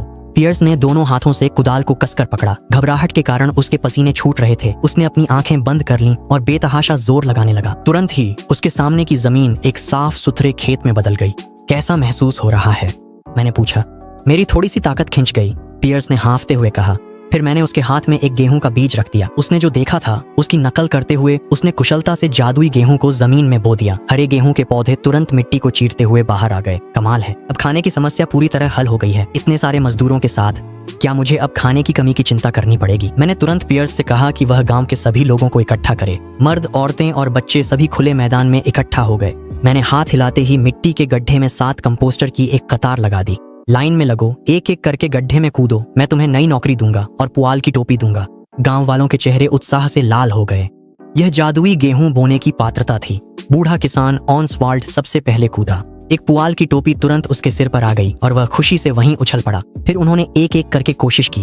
अप्रत्याशित रूप से वह गांव का गुंडा डिक्सन, जिसने जहरीली कसम खाई थी, भी कूद गया और पूरे 10 मिनट तक बैठा रहा। लेकिन उसके सिर पर टोपी नहीं आई। वह जिद्दी होकर पेशा बदलने में असफल रहा। कुछ और लोग भी असफल रहे। बुजुर्ग एल्डन झुककर समझाने लगे कि जो लोग सफल हुए वे सभी गांव के अनुभवी पुराने किसान थे। लगता है पेशा बदलना भी अपने लोग चुनता है। मैं उन पुआल की टोपी पहने सेना के सामने गया जिन्होंने सफलतापूर्वक पेशा बदला था और मन ही मन अपने हाथ मलने लगा। मुख्य कार्यक्रम अब शुरू हुआ था। मैं उनके ट्रेडिंग पैनल खोलने के लिए बेताब था। सिर्फ एक नजर डालते ही मेरी ब्लड प्रेशर वहीं बढ़ गई। मुनाफाखोर, पूरे के पूरे मुनाफाखोर। एक पन्ना के बदले 20 गेहूं। मोटी भेड़ को काटना भी इतना बेरहम नहीं होता। क्यों सीधे लूट ही क्यों नहीं लेते? मैंने अपनी तलवार निकालकर लोगों पर वार करने की इच्छा को दबाया और धैर्यपूर्वक एक एक करके नीचे स्क्रॉल करने लगा। अचानक मेरी नजर एक ट्रेडिंग बॉक्स पर टिक गई और मेरी सांसें थम गईं। तरबूज के बीज। इस भयंकर अकाल के दौर में जब लोग इतनी गरीबी में थे कि लगभग सारी जड़ें खोद डाली थीं, तब भी तरबूज के बीज मिल गए। चाहे कीमत लूट जैसी ही क्यों ना हो, अगर मेरे पास एक भी बीज हो तो मुझे थोड़ा समय दो। मैं तरबूजों का पूरा समंदर उगा सकता हूँ। हम न सिर्फ तरबूज खाने की आजादी हासिल कर सकते हैं, बल्कि मैं पूरे गांव को भी अमीर बना सकता हूँ। पूरा खाका मेरे दिमाग में पूरी तरह से खुल गया। मैंने तुरंत सभी पुआल की टोपी पहने गांव वालों को इकट्ठा किया और हर एक को एक पत्थर की कुदाल दे दी। इन किसानों ने पत्थर की कुदालों को विरासत की तरह पकड़ा और कसम खाई कि उनके रहते कुदालें सलामत रहेंगी। मैंने कड़ा आदेश दिया, आज रात तक खुला मैदान ढूंढकर सारा कोयला लाओ और गांव की जमीन साफ करो। कल सुबह पानी के पास जादुई गेहूं बो देना। चारों ओर मशालें लगाओ ताकि वे रातों रात पक जाएं। भव्य कृषि कार्य की व्यवस्था करने के बाद मैं एल्डर एल्डन की ओर मुड़ा। क्या गांव के पास गाय और भेड़ खरीदने के लिए पर्याप्त पैसे हैं? गायों को प्राथमिकता दो, नर या मादा। मुझे पशुपालन को बड़े पैमाने पर शुरू करना है ताकि एक लोहे की बाल्टी जैसी असीम जल रक्षा सीमा बनाई जा सके। चमड़े के कवच के सेट बिल्कुल जरूरी हैं। एल्डन ने आदरपूर्वक रिपोर्ट किया, मालिक, जीवित मवेशियों पर कड़ी निगरानी है, लेकिन ऐशवेल के पास एक है और इस तुच्छ के घर में एक पुरानी पीली गाय है जो ठीक एक जोड़ी बनती है। अच्छा, सब कुछ तैयार है, अब बस हवा की जरूरत है। मैं खुले मैदान में खड़ा हुआ और भव्यता से हाथ लहराया। ओक हेवन के किसान पत्थर के फावड़े उठाकर चिल्लाए और मध्ययुगीन निर्माण शुरू हो गया। पर मैं जानता था कि सिर्फ भोजन पर्याप्त नहीं है। ये डार्क एजेस का समय था। बाहर की दुनिया लुटेरों और लालची सामंतों से भरी थी जो बेहद क्रूर थे। मेरे गांव वालों को सिर्फ खेती करना ही नहीं आना चाहिए, उन्हें अपने हाथों में मजबूत हथियार चाहिए। धनुष बाण बनवाऊं? छोड़ो, एक योग्य लंबा धनुर्धर तैयार करने में समय और मेहनत लगती है। मैं रिपीटिंग क्रॉसबो बनवाना चाहता हूँ। इसके लिए न तो बाहुबल चाहिए, न ही निशानेबाजी की कोई खास प्रतिभा। बस अगर काफी लोग बिना देखे तीर चलाएं तो बिना लोहे की कवच वाले लुटेरे पास भी नहीं आ पाएंगे। मैंने तुरंत एल्डर एल्डन को बुलाया और उसे कहा कि गांव का जो टैक्स का पैसा अभी तक नहीं दिया गया है वह निकालो। कुछ सबसे अच्छे लड़ाकों को चुनो और शहर जाओ। पशुपालन के लिए भेड़ें खरीदो और बाकी बचे सारे पैसे से लोहे की सिल्लियां खरीद लो। अगर लोहे की सिल्लियां न मिलें तो लोहे की कड़ाही और खेती के औजार भी चलेंगे। वे सबको पिघलाकर रिपीटिंग क्रॉसबो बनाएंगे। एल्डन ने काम बहुत फुर्ती से किया। गांव के सबसे ताकतवर आदमी पियर्स को टीम का नेता चुना। उनके जाने से पहले मैंने कुछ नई बनी लकड़ी की तलवारें और वे चमड़े के जूते निकाले जो मैंने पकड़े थे और सबको बांट दिए। लकड़ी की तलवारों को कम मत आंखो। मुख्य पात्र द्वारा बनाई गई लकड़ी की तलवारों की धार इस युग के टूटे तांबे और जंग लगे लोहे को पूरी तरह पछाड़ देती है। याद रखना, सामान खरीदने के बाद तुरंत यहीं वापस लौट आना। बाहर बिना वजह इधर उधर मत घूमना। मैंने पियर्स की आंखों में आंखें डालकर सख्त आदेश दिया। और सबसे जरूरी बात, किसी भी तरह से कोशिश करना, किसी मठ के विद्वान को मेरे पास ले आओ। इन अनपढ़ ग्रामीणों को तो यह भी नहीं पता कि वर्तमान राजा कौन है। मैं एक विद्वान चाहता था ताकि बाहरी दुनिया की जानकारी मिल सके और लाइब्रेरियन के जरिए जादुई किताबें खरीदी जा सकें। टीम व्यवस्थित कर मैंने अपने अनुयायी आर्थर को बुलाया और सीधे जंगल की खोज पर निकल पड़ा। बॉस, हम जंगल में क्यों जा रहे हैं? आर्थर सतर्क होकर इधर उधर देख रहा था। उसे डर था कि कहीं कोई जंगली सुअर हमला न कर दे। क्या बेवकूफी है, जाहिर है तुम्हें दुनिया दिखाने के लिए। मुझे समझाने की जरूरत ही नहीं लगी। मैंने अपने इन्वेंट्री से जादुई गेहूं से ताजा बना लंबा ब्रेड निकाला और उसे उसके हाथों में थमा दिया। तुमने नाश्ता नहीं किया है ना, इसे कुतर लो। आर्थर ठिठक गया। उसकी उंगलियां ब्रेड को दबा रही थीं, जो बादल जैसी नरम थीं। उसने सावधानी से ब्रेड को अपने मुंह तक लाया और एक कौर लिया। गेहूं की समृद्ध खुशबू और बेकिंग की मिठास उसके मुंह में तुरंत ही फूट पड़ी। यह लड़का अचानक बोलना बंद कर गया और एकदम स्थिर खड़ा रहा। बेतहाशा ब्रेड को अपने मुंह में ठूंसने लगा। उसके कीचड़ से सने गालों पर आंसू टपकने लगे जो उसके पैरों के नीचे हरी घास पर गिर रहे थे। लो, उसने फिर से खाते खाते रोना शुरू कर दिया।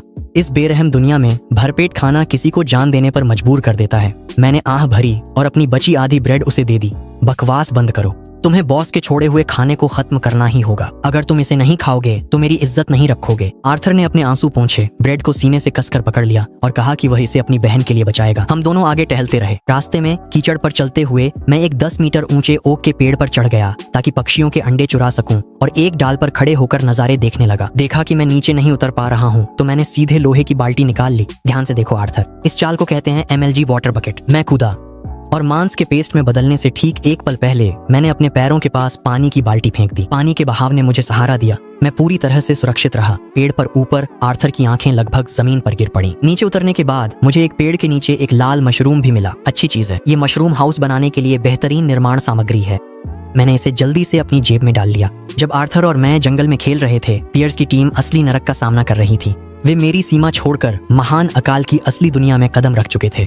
आधे मील आगे सड़क पर हरियाली का नामो निशान नहीं था। सूखी नदी की तलहटी शरणार्थियों के खूनी हाथों के निशानों से भरी थी और किनारे कुत्तों की चबाई हड्डियों से अटे थे। कुछ कंकाल जैसे भूखे लोग पियर्स और अन्यों को लालच से घूर रहे थे। अगर उनके पास तलवारें न होती तो वे उन पर टूट पड़ते और उन्हें जिंदा खा जाते। वे सब अपने दिलों में डर लिए हुए जल्दी जल्दी आयरन होल्ड की ओर बढ़े। शहर के फाटकों के बाहर चर्च के दलिया बांटने वाले लकड़ी के शेड बहुत पहले ही खाली हो चुके थे। एक प्रहरी ने कहा, आज रोटी नहीं है, और नीचे विलाप गूंज उठा। मृतकों को सीधे सामूहिक कब्रों में डाल दिया जाता, जबकि जीवित लोग मौत का इंतजार कर रहे थे।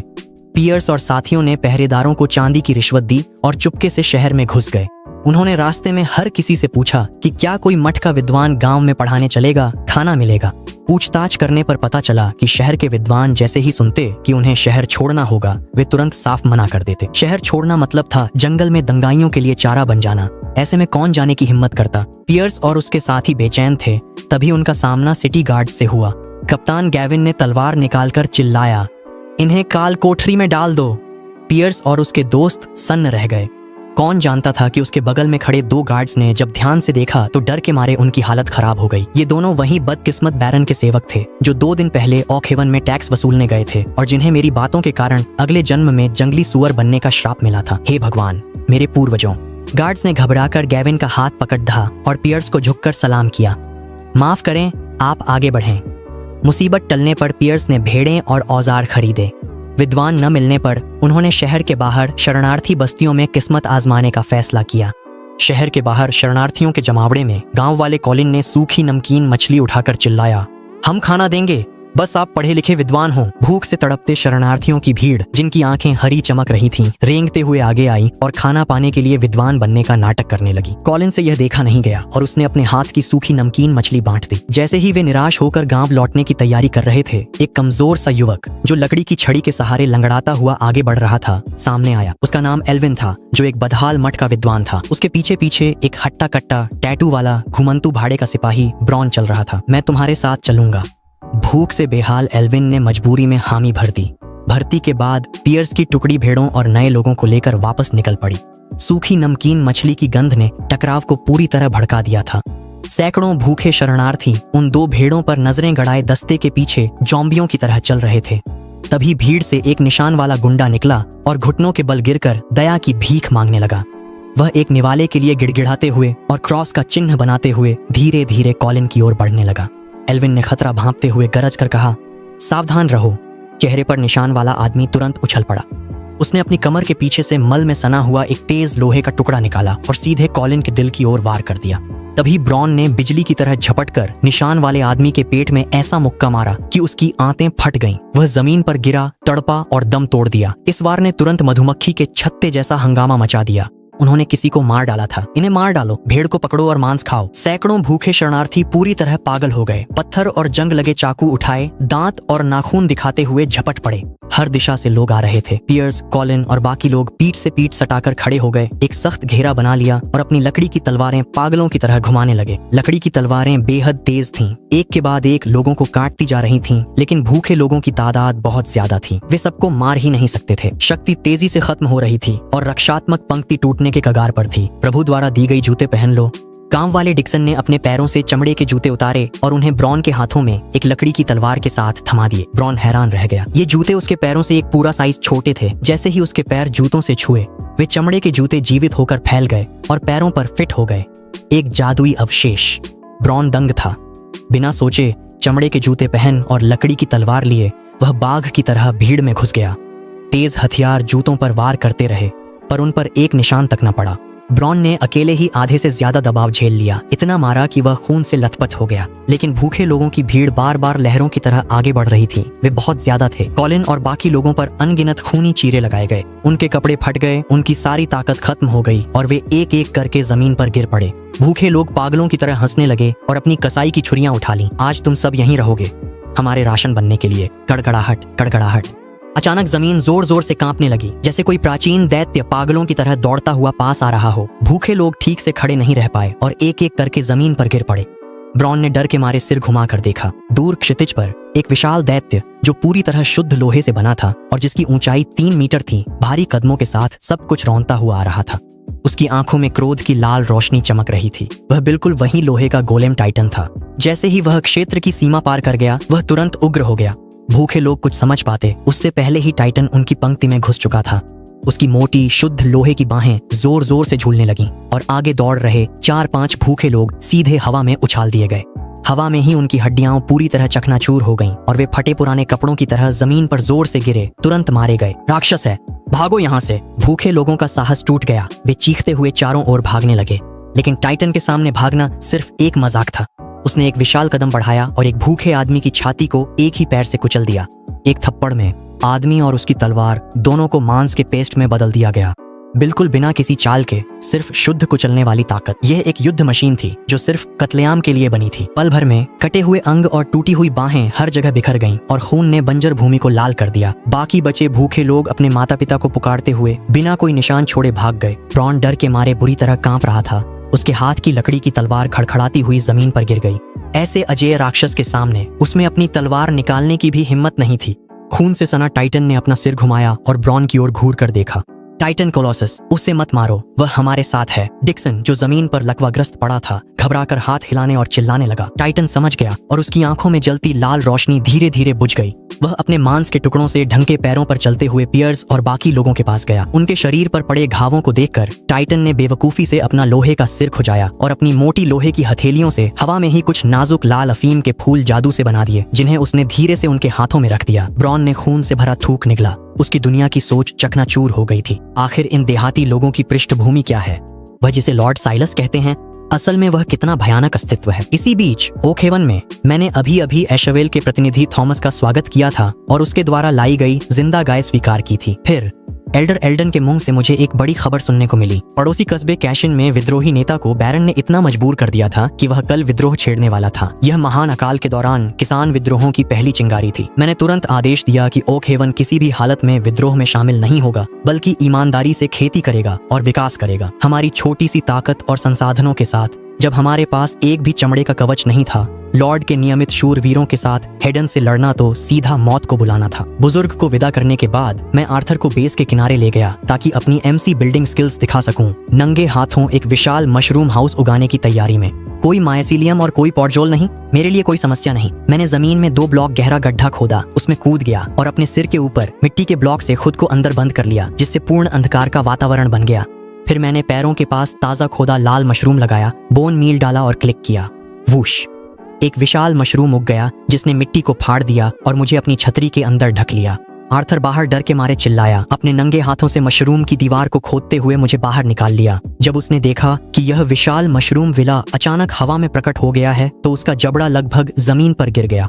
देखा आर्थर, जब तक मैं चाहूँ मैं हमारे गांव के हर किसान को एक मशरूम हाउस दे सकता हूँ। ये एक मोबाइल किला है। मैंने गर्व से शेखी बघारी और तुरंत आर्थर को एक किसान को बुलाने भेजा जिसने पेशा बदल लिया था ताकि एक परीक्षण किया जा सके। मैं विशाल मशरूम हाउस के सामने खड़ा था, मन ही मन भविष्य के ब्लॉक साम्राज्य का खाका खुशी खुशी बना रहा था। अचानक मेरे पैरों के नीचे से एक भारी कंपन की आवाज आई। टाइटन वापस आ गया था। मैं मुस्कुराते हुए सिर घुमाया। पूरी तरह से लदी खरीदारी टीम का स्वागत करने की तैयारी कर रहा था, लेकिन जब मैंने सामने का दृश्य साफ साफ देखा तो मेरे होंठों पर जमी मुस्कान एकदम से ठिठक गई। 3 मीटर ऊंचा टाइटन, जिसकी लोहे की त्वचा आमतौर पर चिकनी और अभेद्य रहती थी, वह भयानक खरोंचों और गड्ढों से भरी हुई थी और उसके लोहे के हाथों से खून टपक रहा था। तब उसके पीछे पियर्स, कॉलिन, डिक्सन, मेरे अनमोल ग्रामीण, जो अभी अभी पेशा बदलकर तरबूज के बीजों के लिए भी व्यापार कर सकते थे। उनके कपड़े चीर फाड़ कर रिबन जैसे हो गए थे। उनका मांस उधड़ गया था और उनके पूरे शरीर पर तेज हथियारों से काटी गई खूनी दरारें थीं, इतनी गहरी कि हड्डी तक दिख रही थी। सभी एक दूसरे का सहारा लेकर लड़खड़ाते हुए खड़े थे। मेरे ग्रामीणों को पीटा गया था। मेरी ही जमीन पर मेरी सुरक्षा में रहने वाले लोगों को बाहरी लोगों ने खूनी लौकी की तरह काट डाला था। इस दुनिया में आने के बाद से मैं हमेशा चुपचाप विकास करने और बिना वजह हमला न करने के सिद्धांत पर चला था, लेकिन इस पल एक अनियंत्रित हिंसक आभा सीधे मेरे दिमाग में उमड़ पड़ी। मैं गुस्से में था, सच में बहुत गुस्से में। गड़गड़ाहट। आसमान भी जैसे सृष्टिकर्ता के भयानक क्रोध को महसूस कर रहा था। मूल रूप से एकदम साफ और बादल रहित आसमान अचानक बिना किसी चेतावनी के घने काले गरजते तूफानी बादलों से पूरी तरह ढक गया। आसमान अंधेरा हो गया। बिजली की गड़गड़ाहट ने आकाश को चीर दिया, जैसे हजारों विशालकाय ड्रैगन बादलों में गरज रहे हों। मोटी चांदी जैसी बिजली आसमान को चीरती हुई सूखी धरती पर जोरदार तरीके से गिरी। एक मूसलाधार बारिश अचानक हेडन पर टूट पड़ी और पल भर में पूरी दुनिया को पानी की चादर में डुबो दिया। तेज हवा धारदार ब्लेड में बदल गई। जंगल और बंजर भूमि में पागलों की तरह गुर्राते हुए दौड़ने लगी। दुनिया के किनारे पर पक्षी और जानवर जमीन पर लेट गए, डर के मारे कांपने लगे और यहाँ तक कि सबसे खूंखार भूखे भेड़िए भी सिसकियां भरने लगे। दूर अश्वेल में गांव वाले डर के मारे अपने घरों से बाहर भागे और ओक हेवन की दिशा में उस भयानक तूफानी सीमा को घूरने लगे जो मानो प्रलय के आने जैसी लग रही थी। सभी के पैरों में जैसे जान नहीं रही और वे एक के बाद एक कीचड़ भरे पानी में घुटनों के बल गिर पड़े। सब समझ गए थे कि पहाड़ों में एकांतवासी संत बहुत क्रोधित हैं। जो मेरे सिलास गांव वालों को छुएगा, मैं उसके पूरे गांव को राख समेत भट्टी में झोंक दूंगा। मैंने सामने खड़े भीगे चूहों जैसे झुंड को घातक नजरों से देखा। गांव वाला कॉलिन कीचड़ में घुटनों के बल गिरकर घबराते हुए प्रार्थना करने लगा, हे प्रभु, अपना क्रोध शांत करें। हमें जंगल में गुंडों ने घेर लिया था। टाइटन कोलोसस ने ही कत्लेआम मचाया और उन सबको मार डाला। सभी का सफाया हो गया। मेरा गुस्सा एकदम से आधे से भी ज्यादा कम हो गया। ठीक है, जो भी मेरे लोगों पर हाथ उठाएगा उसे मरना ही चाहिए। एक विचार के साथ ही मैंने तूफान को समाप्त कर दिया और आसमान तुरंत साफ हो गया। सब उठो। मैंने पीछे से तेल में तली चटकती भुनी मछलियों का ढेर निकाला और सीधे उनकी बाहों में फेंक दिया। खाओ, इतना खाओ कि पेट भर जाए। ये साधारण मछलियां नहीं थीं, ये एमसी सिस्टम द्वारा बनाई गई भुनी हुई मछलियां थीं। जैसे ही भूख की पट्टी भरती है, सेहत सुधरने लगती है। हड्डी पसली हुए भूखे डिक्सन ने मछली को कुछ ही कौर में निगल लिया। एक चमत्कार हुआ। उसके शरीर पर तलवार के जो घाव हड्डी तक दिख रहे थे वे साफ तौर पर भरने लगे, पपड़ी गिरने लगी और आंखों के सामने ही नई कोमल त्वचा उगने लगी। नया आया हुआ भटकता भाड़े का सिपाही ब्रॉन पास में खड़ा यह सब देख रहा था। उसकी आंखें हैरानी से बाहर निकलने को थीं। वह डिक्सन के घावों को टकटकी लगाए देख रहा था और बेतहाशा निगल रहा था। उसने अपनी जिंदगी में कब ऐसी दिव्य जादूगरी देखी थी। खूब खाना पीना खाने के बाद मैंने अपनी नजर टाइटन की बाहों में पड़े बदबूदार बेहोश विद्वान पर डाली। वह एल्विन था जिसे ब्रॉन ने जान पर खेलकर बचाया था। उसकी बदबू इतनी तीखी थी मानो 10 साल पुरानी गोबलिन की सड़ी शराब से भी ज्यादा घिनौनी हो। टाइटन, इसे जमीन पर फेंक दो। मैंने घृणा से अपनी नाक दबाई, एक लोहे की बाल्टी निकाली और पास खड़ी गाय का दूध निकालने लगा। वह बाल्टी तुरंत ताजे दूध से भर गई। इसे उसमें डाल दो, मैंने आदेश दिया। एमसी के नियमों में ऐसा कोई नकारात्मक प्रभाव नहीं है जिसे एक बाल्टी दूध पीकर दूर न किया जा सके। अगर ऐसा है तो 2 बाल्टी पी लो। टाइटन ने बेरहमी से एल्विन का मुंह खोला और पूरी बाल्टी उसमें उंडेल दी। घट घट घट। इस आदमी के चेहरे की मरी हुई सी राखी रंगत में साफ साफ गुलाबी आभा लौट आई। मेरा भविष्य का मुख्य पुस्तकालय अध्यक्ष बच गया था। मैंने ब्रॉन की ओर देखा। वह लड़ने में ठीक था और छोटे मोटे कामों के लिए एकदम सही था। ब्रॉन, कल आयरन होल्ड में विद्रोहियों का दंगा होगा। तुम शहर जाओ और मेरे लिए कुछ लोगों को पकड़ लाओ। एक बढ़ई, एक लोहार, एक जड़ी बूटी वाला, हर एक में से एक ले आना। ब्रॉन एक घुटने पर गिर गया। उसकी आवाज कांप रही थी। जैसा स्वामी आदेश दें, मैं आग और पानी में भी जाऊंगा। ये जल्दी समझ जाता है। मुझे ऐसे कर्मचारी पसंद हैं जो अपनी जान की परवाह नहीं करते। लेकिन एक सम्राट कभी भूखे सैनिकों को युद्ध में नहीं भेजता। उसके लिए घर बनाना होगा। मैंने किसान ऑन्सवाल्ड को बुलाकर हड्डी की खाद दी और गड्ढे की ओर इशारा किया। गड्ढे में खड़े होकर जादुई गेहूं की तरह खाद मशरूम पर छिड़को। याद रहे, चाहे जो हो, सिर झुकाए रखना और हिलना मत। ऑसवाल्ड कांपते हुए निर्देशों का पालन करने लगा। जैसे ही हड्डी की खाद छिड़की गई, धड़ाम से जमीन से 2 मंजिला ऊंचा एक विशाल लाल मशरूम उगाया। मैंने टाइटन से मशरूम के तने में जबरदस्ती एक दरवाजा कटवाया और लापरवाही से एक लकड़ी का दरवाजा निकालकर उस पर लगा दिया। मैंने एक ओक की तख्ती भी टांग दी। Mushroom town house number 1, Silas limited edition. मैंने इस पूरी तरह प्राकृतिक, प्रदूषण मुक्त विशाल मशरूम विला की ओर इशारा किया और ब्रॉन की तरफ भौं उठाकर देखा।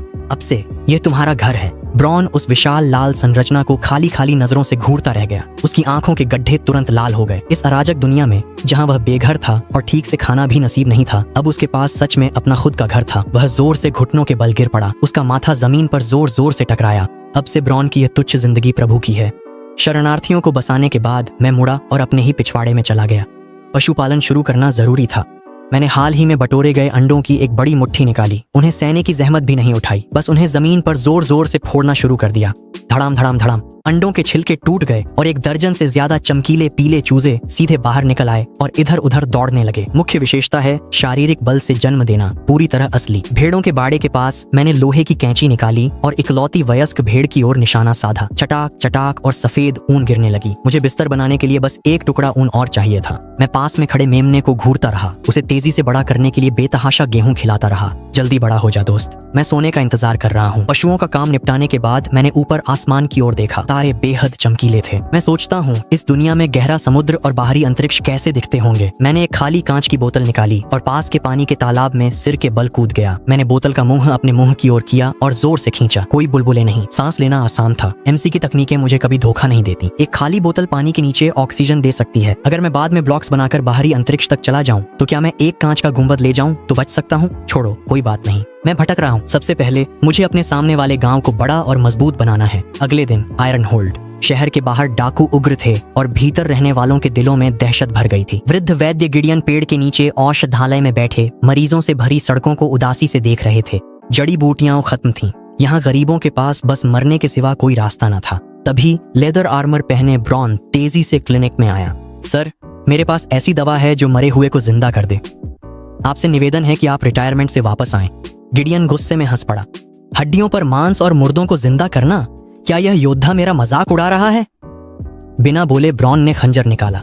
उसने बेरहमी से अपनी ही बांह पर हड्डी तक गहरा चीरा लगा लिया। खून तुरंत छिटक कर बाहर निकल आया। तुम पागल हो, गिडियन चिल्लाया और जल्दी से अपने बेटे गेलन को रक्त रोकने वाला पाउडर लाने के लिए बुलाया। ब्रॉन ने बस हाथ हिलाया और अपनी छाती से एक चमकता हुआ लाल सेब निकाल लिया। करंच। उसने सेब का एक बड़ा टुकड़ा लिया और बड़े बड़े कौर में चबाकर निकल गया। अगले ही पल गिडियन की आंखें हैरानी से फटी रह गईं। ब्रॉन की बांह का गहरा घाव खून बहना बंद कर सिकुड़ने और सूखने लगा था। पपड़ी गिरते ही नीचे नई त्वचा दिखी। सन्नाटा छा गया। क्लिनिक में सिर्फ गिडियन की भारी सांसें सुनाई दे रही थीं। उसने ब्रॉन की बांह पकड़ ली, उसे सहलाने लगा और उसकी आंखों से आंसू बहने लगे। चमत्कारी दवा, ये सचमुच चमत्कारी दवा है। सोच भी नहीं सकता था कि ऐसी कोई पवित्र वस्तु इस दुनिया में मौजूद है। गिडियन ने बचा हुआ आधा सेब दुखी मन से देखा और निराशा में अपना सीना पीटने लगा। क्या पाप है? सिर्फ साबित करने के लिए तुमने सच में इसका आधा हिस्सा खा लिया। ब्रॉन ने उसे घूरते हुए आखिरी निर्णायक बात कह दी। अगर मेरे पास हर बीमारी की चमत्कारी दवा हो तो क्या ये ब्लैक डेथ भी मिटा देगी? हाँ। गिडियन घुटनों के बल गिर गया। जो चाहो ले लो, मेरी जान भी हाजिर है। ब्रॉन झुकने से बचने को एक तरफ हट गया। प्रभु ने तुम्हें बुलाया है, अपने परिवार को लाओ और मेरे साथ चलो। प्रभु, वही जो स्वर्ग से हैं। गिडियन का दिमाग झंझना उठा और उसे पूर्ण ज्ञान की प्राप्ति हो गई। एक भगवान के अलावा ऐसा कुछ और कौन कर सकता है? लेकिन टूटते शहर और उमड़ती भीड़ को देख बूढ़े गिडियन ने जाने से मना कर दिया। वह क्लिनिक में गरीबों का इलाज करना चाहते थे, पर उन्होंने गैलन को सपरिवार और शिष्यों संग ब्रॉन के साथ जाने पर मजबूर किया। जैसे ही ये शब्द खत्म हुए, शहर के बाहर युद्ध के नारों की आवाज ने आसमान को हिला दिया। विद्रोही नेता ब्लडहाउंड कैसियन ने दंगाइयों को साथ लेकर शहर के दरवाजे तोड़ दिए। बारन को मारो, अनाज के गोदाम खोलो। सड़कों ने तुरंत ही एक उथल पुथल भरे दलिया के बर्तन का रूप ले लिया। ब्रॉन का समूह लोहे के औजारों से भरी गाड़ियां धकेलते हुए चिकित्सक और लोहारों के एक दल को लेकर अफरा तफरी के बीच शहर के दरवाजों से बाहर निकल गया। जब शहर की रक्षा कर रहे भूखे लोगों ने देखा कि वे टूटी हुई तांबे और जंग लगे लोहे को खींच रहे हैं, तो उन्होंने ध्यान देना भी जरूरी नहीं समझा। वे दौड़ते हुए सीधे मेरे गांव की ओर बढ़ गए। इसी बीच मशरूम हाउस में एल्विन ने अपना धड़कता सिर मलते हुए उनींदी आंखों से देखा। उसकी नजरों के सामने एक बेहद मोटा सिलेंडर था और चारों ओर की दीवारें लाल थीं और छूने में मुलायम लग रही थीं। उसने दरवाजा खोला और बाहर निकला और उसका पूरा शरीर वहीं जम गया। उसके पीछे एक बड़ा 2 मंजिला लाल मशरूम था। दरवाजे की तख्ती पर लिखा था सिलास लिमिटेड एडिशन। बिना जहरीला मशरूम खाए उसे मतिभ्रम कैसे हो रहा था? उसने खुद को जोर से थप्पड़ मारा, जिससे तेज दर्द हुआ। वाकई ये कोई सपना नहीं था। वह सावधानी से गांव की ओर बढ़ा। हर घर की छत के नीचे आधा मीटर लंबी सूखी मछलियां लटक रही थीं। जहां दुनिया में भीषण सूखा, पानी की कमी और लगातार कई सालों से अकाल था, वहां इस गांव में तो खाने से ज्यादा मछली और मांस था। और भी डरावना हिस्सा तो बाद में आया। एक कोने में छुपकर उसने अपनी आंखों से देखा कि 3 मीटर ऊंचा लोहे का जादुई गोलेम एकदम चौकोर मिट्टी का टुकड़ा एक हाथ से उठा रहा था। गांव वाले मिट्टी को लकड़ी से धकेल देते। दूर टोपी पहने ग्रामीण अचानक मिली भुनी मछलियां गटागट खा रहे थे। एल्विन पागल हो गया। यह कैसी अजीब पाताल जैसी जगह थी। गांव की सड़क पर चलते हुए वह एक छोटी झील तक पहुंचा। उसने मुझे किनारे आराम से मछली पकड़ते देखा। झील का पानी साफ था और चारों ओर लकड़ी के घरों की कतार थी। उसने गहरी सांस ली और झुककर अभिवादन किया। मैं एल्विन हूँ। आपकी कृपा से मेरी जान बचाने के लिए आपका धन्यवाद करता हूँ। मैंने अपने बगल की घास पर थपथपाया। बैठो, मेरे साथ थोड़ी देर मछली पकड़ो। वह अकड़कर बैठ गया। उसकी नजरें बार बार पानी की ओर जा रही थीं। तुम्हें यह गांव कैसा लगा? मैंने यूं ही कैजुअली पूछा। उसका हाव भाव जटिल था। शांति से रहना और काम करना, भरपूर भोजन, ये तो किसी दैवीय स्वर्ग यानी एडन गार्डन जैसा है। लेकिन अभी दुनिया में अराजकता है। हर जगह उपद्रवी उठ रहे हैं। आपकी यह समृद्ध भूमि देर सवेर किसी न किसी सामंत या डाकू की नजर में आ ही जाएगी। इस आदमी में कुछ हुनर था। उसकी समझ बहुत तेज थी। तुम कहना क्या चाहते हो? एल्विन ने अपनी पीठ सीधी कर ली। इस स्वर्ग को बनाए रखने के लिए आपको सेना और कानून चाहिए। मैं प्रतिभाशाली नहीं, पर आपकी जिम्मेदारियां बांटने को तैयार हूं। उसने सुंदर तस्वीर खींची, पर उसकी आंखें निस्तेज थीं, जैसे शहीद होने को तैयार कोई तपस्वी। मुझे उसे कुछ प्रभावशाली दिखाना था। ठीक उसी समय मछली पकड़ने का बंसी का तैरता हुआ सिरा जोर से डूब गया। मैंने अपनी कलाई घुमाई। पटाक, एक बड़ी मछली पानी से बाहर उछली और हवा में ही सीधे तेज सुनहरी रोशनी में बदल गई, जो पल भर में मेरी देह में समा गई। एल्विन हैरान रह गया। उसका मुंह खुला का खुला था। मछलियां ऐसे पकड़ी जाती हैं, खुद रोशनी बन जाती हैं। मैं खड़ा हुआ और उसे मुर्गियों के बाड़े की ओर ले गया। मैंने गेहूं के कुछ दाने उठाए और चूजों को खिलाए। सुस, चूजे तुरंत फूलकर बड़ी मुर्गियों में बदल गए। उन्होंने अपने पंख फड़फड़ाए और एक अंडा दिया। एल्विन के पैर जवाब दे गए और वह लगभग घुटनों के बल गिर पड़ा। कुछ न होते हुए भी कुछ बना देना, ये तो देवताओं की विधियां हैं। मैंने सिर घुमाकर उसे घूरा। मेरी आवाज मोहक थी। ये मुर्गियां कुछ ही दिनों में बड़ी हो जाती हैं और बिना खिलाए अंडे देती हैं।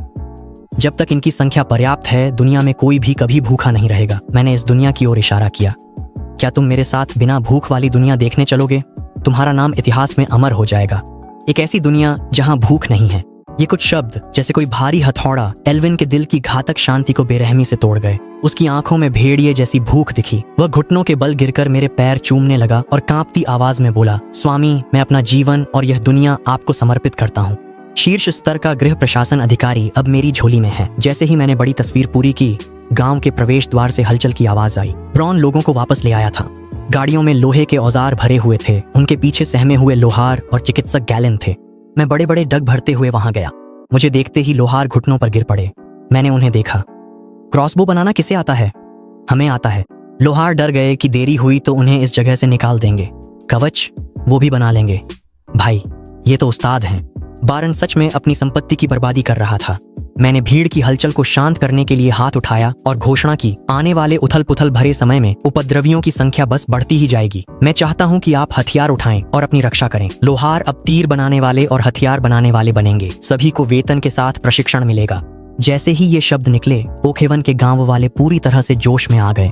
मालिक के लिए काम करने के लिए पैसे की जरूरत नहीं है, बस खाना दे दो। जो भी मालिक को छूने की हिम्मत करेगा, हम अपनी जान की बांजी लगाकर उसे मार डालेंगे। भावनाएं चरम पर थीं और लोहार इतने डर गए थे कि वे पूरी तरह कांपने लगे। उन्हें लगा जैसे वे किसी कट्टरपंथी पंथ के अड्डे में आ गए हों। मुझे इस बात की कोई परवाह नहीं थी कि वे क्या सोचते हैं। मैंने चिकित्सक गैलन की ओर देखा। मैंने टाइटन को इशारे से बुलाया, जाओ उसके लिए एक बाल्टी दूध निकालो। यही वह चमत्कारी दवा है जो सभी बीमारियों को ठीक कर सकती है। उसे इसे खुद धीरे धीरे अध्ययन करने दो। गैलन ने कांपते हाथों से लोहे की बाल्टी ली, जैसे वह कोई अनमोल खजाना हो। काम बांटने के बाद मैंने लोहे के औजारों को कारीगरी की मेज के पास ढेर कर दिया। लोहे को गढ़ने और जॉब ब्लॉक बनाने जैसा भारी काम कल तक के लिए टाल दिया। मैं वापस भेड़ों के बाड़े में गया और उस भेड़ को घूरने लगा जिसने पेट भर गेहूं खा लिया था और फिर से सफेद ऊन उगा ली थी। कैंची तैयार की गई। छटाक छटाक ऊन प्राप्त हुई। 3 लकड़ी की पट्टियां, 3 ऊन के टुकड़े कारीगरी की मेज पर रखे। मेरे हाथ में एक चमकदार लाल बिस्तर आ गया। मैं घर के अंदर गया, बिस्तर को जमीन पर पटका और मेरा पूरा शरीर अकड़कर उस पर गिर पड़ा। 3 ऊन के टुकड़ों से बने चमकदार लाल बिस्तर पर लेटकर मैंने आराम से अपनी आंखें बंद कर लीं। कल जब मैं उठूंगा, मेरी ब्लॉकी सेना आधिकारिक रूप से सक्रिय हो जाएगी। एमसी का बिस्तर तो शाश्वत भगवान है। यहाँ अनिद्रा की कोई परेशानी नहीं है। बस उस पर लेट जाओ, आंखें बंद करो और खोलो, तुरंत उजाला हो जाता है। तुरंत जाग जाते हो, पूरी तरह ऊर्जा से भरपूर। मैंने दरवाजा खोला और पूरी ताकत से जुट गया। मैंने आयरन होल्ड से लाए गए सभी लोहे के औजारों को क्राफ्टिंग टेबल में डालकर उन्हें लोहे की सिल्लियों में तोड़ दिया। इसके बाद मैंने गन्ना निकालकर कागज बनाया। फिर कागज और चमड़े से किताबें तैयार की। लकड़ी की पट्टियां, लकड़ी की स्लैब, किताबों की अलमारियां। तेजी से किए गए कई ऑपरेशनों के बाद लाइब्रेरियन के लिए विशेष जॉब ब्लॉक लेक्चरन तैयार हो गया। इस चीज के साथ अगर मेरी किस्मत अच्छी रही तो मैं गांव वालों से जादुई किताबों का व्यापार कर सकता हूं और अपने हथियारों में जादुई गुण जोड़ सकता हूं। इसके बाद पत्थर मिस्त्री के लिए स्टोन कटर और हथियारों को चमकाने के लिए ग्राइंड स्टोन एक एक करके तैयार हो गए। लेकिन जब बात फ्लेचर की फ्लेचिंग टेबल की आई तो मैं अटक गया। फ्लेचिंग टेबल के लिए 2 चकमक पत्थर चाहिए। यह चीज केवल बजरी को तोड़ने से मिलती है और इसका ड्रॉप रेट काफी कम है। यहाँ पास में कोई नदी का किनारा कहाँ है? मैंने आसमान की ओर देखा। बिल्कुल आधी रात थी। अगर मैं नहीं सो रहा था तो कोई और भी नहीं सोने वाला था। बाल्टी लेकर मैं पिछवाड़े गया। गाय से ताजा दूध निकाला। मशरूम टाउन में बूढ़े किसान ऑनसावाल्ड साथ मिलकर मशरूम के स्पॉर बो रहे थे। नए लोहार कतार में घर मिलने का इंतजार कर रहे थे। मैंने आर्थर का दरवाजा खटखटाया। आर्थर, सोए तो नहीं? उसने जम्हाई लेते हुए तुरंत दरवाजा खोला। बॉस, क्या बात है? चलो, मैं तुम्हें रात की खोज पर ले जा रहा हूँ। रास्ते में कुछ बजरी खोदेंगे और पिछली बार देखी गई उन विशाल मधुमक्खियों को पकड़ लेंगे ताकि वे हमारे लिए काम करें। एक शब्द भी बिना कहे आर्थर ने अपना चेहरा धोया, एक टोकरी और एक छुरा उठाया और मेरे पीछे चल पड़ा। उसके आगे आगे चलने से हम जल्दी ही एक सूखी रेतीली जगह पर पहुंच गए। मैंने अपना पत्थर का फावड़ा घुमाया, जोर जोर से खुदाई की और आखिरकार 6 टुकड़े चकमक पत्थर के इकट्ठा कर ली। साथ ही एक पूरा ढेर रेत भी खोद ली जिसे वापस ले जाकर कांच गलाने के लिए इस्तेमाल किया जाएगा। फिर हम उस जंगल में घुस गए जहाँ पिछली बार हमें मधुमक्खियों का छत्ता मिला था। एमसी में मधुमक्खियों को उकसाना एक बेहद आत्मघाती काम है। इन विशालकाय मधुमक्खियों के डंक से बचने के लिए मैंने एक अलाव निकाला और उसे सीधे छत्ते के नीचे रख दिया। धुआं और आग शुरू होते ही मधुमक्खियां शांत हो गईं। मैंने कैंची से छत्ता काटकर 3 शहद के छत्ते निकाल लिए। एक कृत्रिम छत्ता बनाने के लिए 3 छत्ते काफी हैं। तभी पास से एक विशाल जंगली मधुमक्खी उड़ी जो आधे मीटर से लंबी और बेवकूफ सी थी। मैंने एक जंगली फूल तोड़कर आगे बढ़ाया और वह तुरंत भिनभिनाती हुई मेरी हथेली पर बैठ गई। आर्थर पास से हैरानी से देखते हुए गहरी सांस ली और हिम्मत कर मधुमक्खी के रोएंदार सिर को छूने के लिए हाथ बढ़ाया। सुरक्षित होने की पुष्टि करने के बाद वह कान से कान तक मुस्कुरा उठा। फूल पकड़ो और इसे गांव तक ले जाओ। मैंने जंगली फूल आर्थर के हाथ में थमा दिया। मधुमक्खियों के परागण से खेतों की फसलें अब तुरंत ही तेजी से बढ़ने लगेंगी। मैं आर्थर के पीछे पीछे चल रहा था और आगे उड़ती आधे मीटर लंबी विशाल मधुमक्खी की गूंजती आवाज सुनते हुए मेरा मूड बहुत अच्छा था। जैसे ही मैं अपनी छोटी लकड़ी की झोपड़ी के सामने पहुंचा, मैंने देखा कि हाल ही में नियुक्त मुख्य घरेलू अधिकारी एल्विन आदरपूर्वक दरवाजे के बाहर पहरा दे रहे थे। पीछे विशाल मधुमक्खी देख एल्विन का चेहरा पीला पड़ीडीएच गया, पर वह पीछे नहीं हटा और शांत रहकर झुककर बोला, लॉर्ड साइलस, इतनी रात को जागे हो, क्या हुआ? मैंने मधुमक्खी डिब्बे में बंद कर पूछा। माय लॉर्ड, ब्रॉन खबर लेकर आया है कि विद्रोही केसियन ने पहले ही आयरन होल्ड पर कब्जा कर लिया है। एल्विन का स्वर गंभीर था। राजा की नियमित शूरवीर टुकड़ी जल्द ही विद्रोही दल को दबाने के लिए आएगी। एक बार जब शूरवीर केसियन को नहीं ढूंढ पाएंगे तो बहुत संभव है कि वे हमारे गांव को निशाना बनाकर निर्दोषों का कत्ल करें और श्रेय लें। सेना का प्रशिक्षण अब और टाला नहीं जा सकता। तो फिर प्रशिक्षण करो। मैंने लापरवाही से नया बना तीर बनाने का मेज जमीन पर पटक दिया। मैं सैनिकों के प्रशिक्षण के लिए लकड़ी की मेज पर रखी दिव्य मछलियों का उपयोग करना चाहता हूँ। पता नहीं मेरे स्वामी, इन्हें इस्तेमाल करो, जैसा चाहो वैसा करो। मैंने हाथ हिलाया। वो भुनी हुई मछलियों का ढेर तो वैसे भी सबके खाने के लिए था, कंजूसी मत करो। अगली सुबह जल्दी जैसे ही मैं लकड़ी की झोपड़ी से बाहर निकला, दूर के प्रशिक्षण मैदान का दृश्य देखकर मैं चौंक गया। जॉन नवनियुक्त तीर बनाने वालों का नेतृत्व कर रहा था और गांव वालों को खुद अपने हाथों से क्रॉसबो चलाना सिखा रहा था। नियमों से निशाना साधकर फायर करना तो सामान्य था, पर ब्रॉन की तरफ का दृश्य किसी नर्क जैसा था। दर्जनों गांव वाले कपड़े उतार चुके थे, आंखें लाल थीं और वे पागलों की तरह चिल्ला रहे थे, ईश्वर रक्षा करें। फिर दो लोग लकड़ी पत्थर की तलवारें लिए आमने सामने आए और बिना बचाव एक दूसरे पर बेरहमी से वार करने लगे। छपाक, खून बुरी तरह से फूट पड़ा। गांव वाले दर्द से सफेद पड़ गए, लेकिन दांत भींचकर सहन करते रहे। अगर कोई आंखें बंद करके बचने की कोशिश करता तो ब्रॉन आगे बढ़कर उसे गालियां देता था। ब्रॉन की सीटी बजते ही ये निर्दयी लोग अपने हथियार फेंककर भुनी हुई दिव्य मछली खाने लगते। पेट भरते ही उनके गहरे घाव साफ तौर पर तेजी से भरने लगते। पूरी तरह ठीक होते ही वे फिर अपनी तलवारें उठा लेते और एक दूसरे को छेदना शुरू कर देते। कोई बचाव नहीं, सिर्फ हमला, जान के बदले जान। ये तो बिल्कुल भी सेना का प्रशिक्षण नहीं था, यह तो उन्मादी योद्धाओं का बड़े पैमाने पर उत्पादन था। दिव्य मछली जीवन बचाने के लिए सुरक्षा जाल प्रदान कर रही थी और चमड़े के जूते उनकी रक्षा को बढ़ा रहे थे। ऐसे में इस पागल ब्रॉन ने सीधे सभी बचाव की तकनीकों को छोड़ दिया और केवल एक ही चाल सिखाई, अडिग होकर आगे बढ़ो और दुश्मन के महत्वपूर्ण अंगों पर वार करो। अगर इस सेना को बाहर लाया गया तो दंगाई विद्रोहियों की तो बात ही छोड़िए, अगर दूर उत्तर के बर्बर कबीले भी आ जाएं तो भी ये निडर पागल लोग उनकी दो बोटी बेरहमी से काट लेंगे। जब गांव में पागलों की तरह सैनिक तैयार हो रहे थे, तब बाहर कमांडर वुल्फ्रिक अपने घोड़े पर सवार थे और उनका चेहरा बहुत गंभीर था। बैरन के आदेश पर विद्रोही केसियन को पकड़ दियाचने में वे पूरी तरह विफल रहे और अब सेना का राशन भी खत्म हो गया था। भीषण गर्मी के इस दिन में प्यास के मारे उनका गला बुरी तरह सूख रहा था। उन्होंने साथ चल रहे एक मजदूर से पानी की मशक छीन ली और एक ही घूंट में सारा पानी पी गए। मजदूर प्यास से बेहोश हो गया और उसने घृणा से हंसते हुए कहा, मूर्ख, क्या तुम पानी पीने के लायक भी हो, बदकिस्मत। वुल्फ्रिक ने मन ही मन हिसाब लगाया कि उसे किसी बलि के बकरे की जरूरत है ताकि वह बैरन को रिपोर्ट कर सके। स्काउट वापस आया और घुटने पर गिरकर बोला, कमांडर, आगे एक गांव है, वहां सिर्फ बीमार और कमजोर लोग हैं और गेट पर कुछ मामूली रक्षक हैं। रास्ता थोड़ा अजीब है, पर हमारी सेना को नहीं रोक पाएगा। बेहतरीन केसियन, आखिर मैंने तुम्हें ढूंढ ही लिया। वुल्फ्रिक उत्साह से कांप उठा। किसे परवाह है कि वे शरणार्थी हैं या विद्रोही? जब तक वह इन 100 सिरों को काटकर बैरन के क्षेत्र में वापस ले जाएगा, उसे सर्वोच्च सैन्य सम्मान मिलेगा। पूरी सेना अपना कवच पहन लो। घुड़सवार, मेरे साथ धावा बोलो। किसी को भी जीवित मत छोड़ो। संध्या के समय सूरज पश्चिम में डूब गया। घोड़ों के खुरों की गड़गड़ाहट ने ओकहेवन की शांति को चकनाचूर कर दिया। वुल्फ्रिक ने नेतृत्व किया। दर्जनों भारी घुड़सवारों को साथ लेकर एक काले तूफान की तरह गांव के प्रवेश द्वार की ओर झपट पड़ा। गांव के प्रवेश द्वार पर कतार में खड़े ग्रामीणों को देखकर, जो अपने हथियार भी ठीक से नहीं पकड़ पा रहे थे, उसके होठों पर एक क्रूर मुस्कान तैर गई। गति बढ़ाओ, कुचल दो इन्हें। 30 कदम, 20 कदम, 10 कदम। युद्ध घोड़ों की हिनहिनाहट साफ सुनाई दे रही थी और उड़ती हुई रेत लगभग ग्रामीणों के चेहरों तक पहुंच गई थी। जैसे ही घुड़सवार दल ग्रामीणों को कुचलने ही वाला था, सबसे आगे खड़े दर्जन भर किसान, जो सिर पर पुआल की टोपी पहने थे, बिना घबराए हड्डी का चूर्ण निकालते हैं, उसे अपने पैरों के नीचे गहरे गड्ढों में उगे मशरूमों पर निशाना साधकर धीरे धीरे बिखेर देते हैं। धड़ाम धड़ाम धड़ाम। जमीन से 2 मंजिल ऊंचे दर्जन भर से अधिक विशाल लाल मशरूम अचानक उग आए। विशाल लाल छतरियां तुरंत आपस में जुड़कर एक ठोस परत बन गईं, जिसने घुड़सवारों के हमले के ठीक सामने एक बिल्कुल अभेद्य लाल ऊंची दीवार खड़ी कर दी। वुल्फ्रिक की आंखें फटी रह गईं और उसका आत्मा डर के मारे जैसे उड़ गई। अरे! उसने बेतहाशा लगाम खींची। युद्ध घोड़े ने तीखी हिनहिनाहट की। उसके अगले पैर हवा में उठ गए। घुड़सवारों के हमले की भारी गति के कारण युद्ध घोड़े तुरंत अपना संतुलन खो बैठे और गिर पड़े। धड़ाम धड़ाम धड़ाम। युद्ध घोड़े दीवार से टकरा गए, सवार गिर पड़े और घोड़े भी धराशायी हो गए। हड्डियां टूटने की आवाज और चीखें एक साथ मिल गईं। वुल्फ्रिक को जोर से उछालकर जमीन पर पटक दिया गया। अगर वह भारी नाइट आर्मर न पहने होता जो उसने पहन रखा था तो सिर्फ यह एक चोट ही उसकी जान ले लेती। काला जादू, यहाँ जादूगर है। पीछे खड़े पैदल सैनिकों ने यह दृश्य देखा और उनका साहस चकनाचूर हो गया। वुल्फ्रिक तलवार तान कर मशरूम की दीवार की ओर गरजा, चार्ज करो, इन्हें खत्म कर दो, हर हत्या पर दोगुनी तनख्वाह मिलेगी, पीछे हटने पर मौत। दर्जनों सैनिक दीवार पर टूट पड़े और उसे काटने लगे।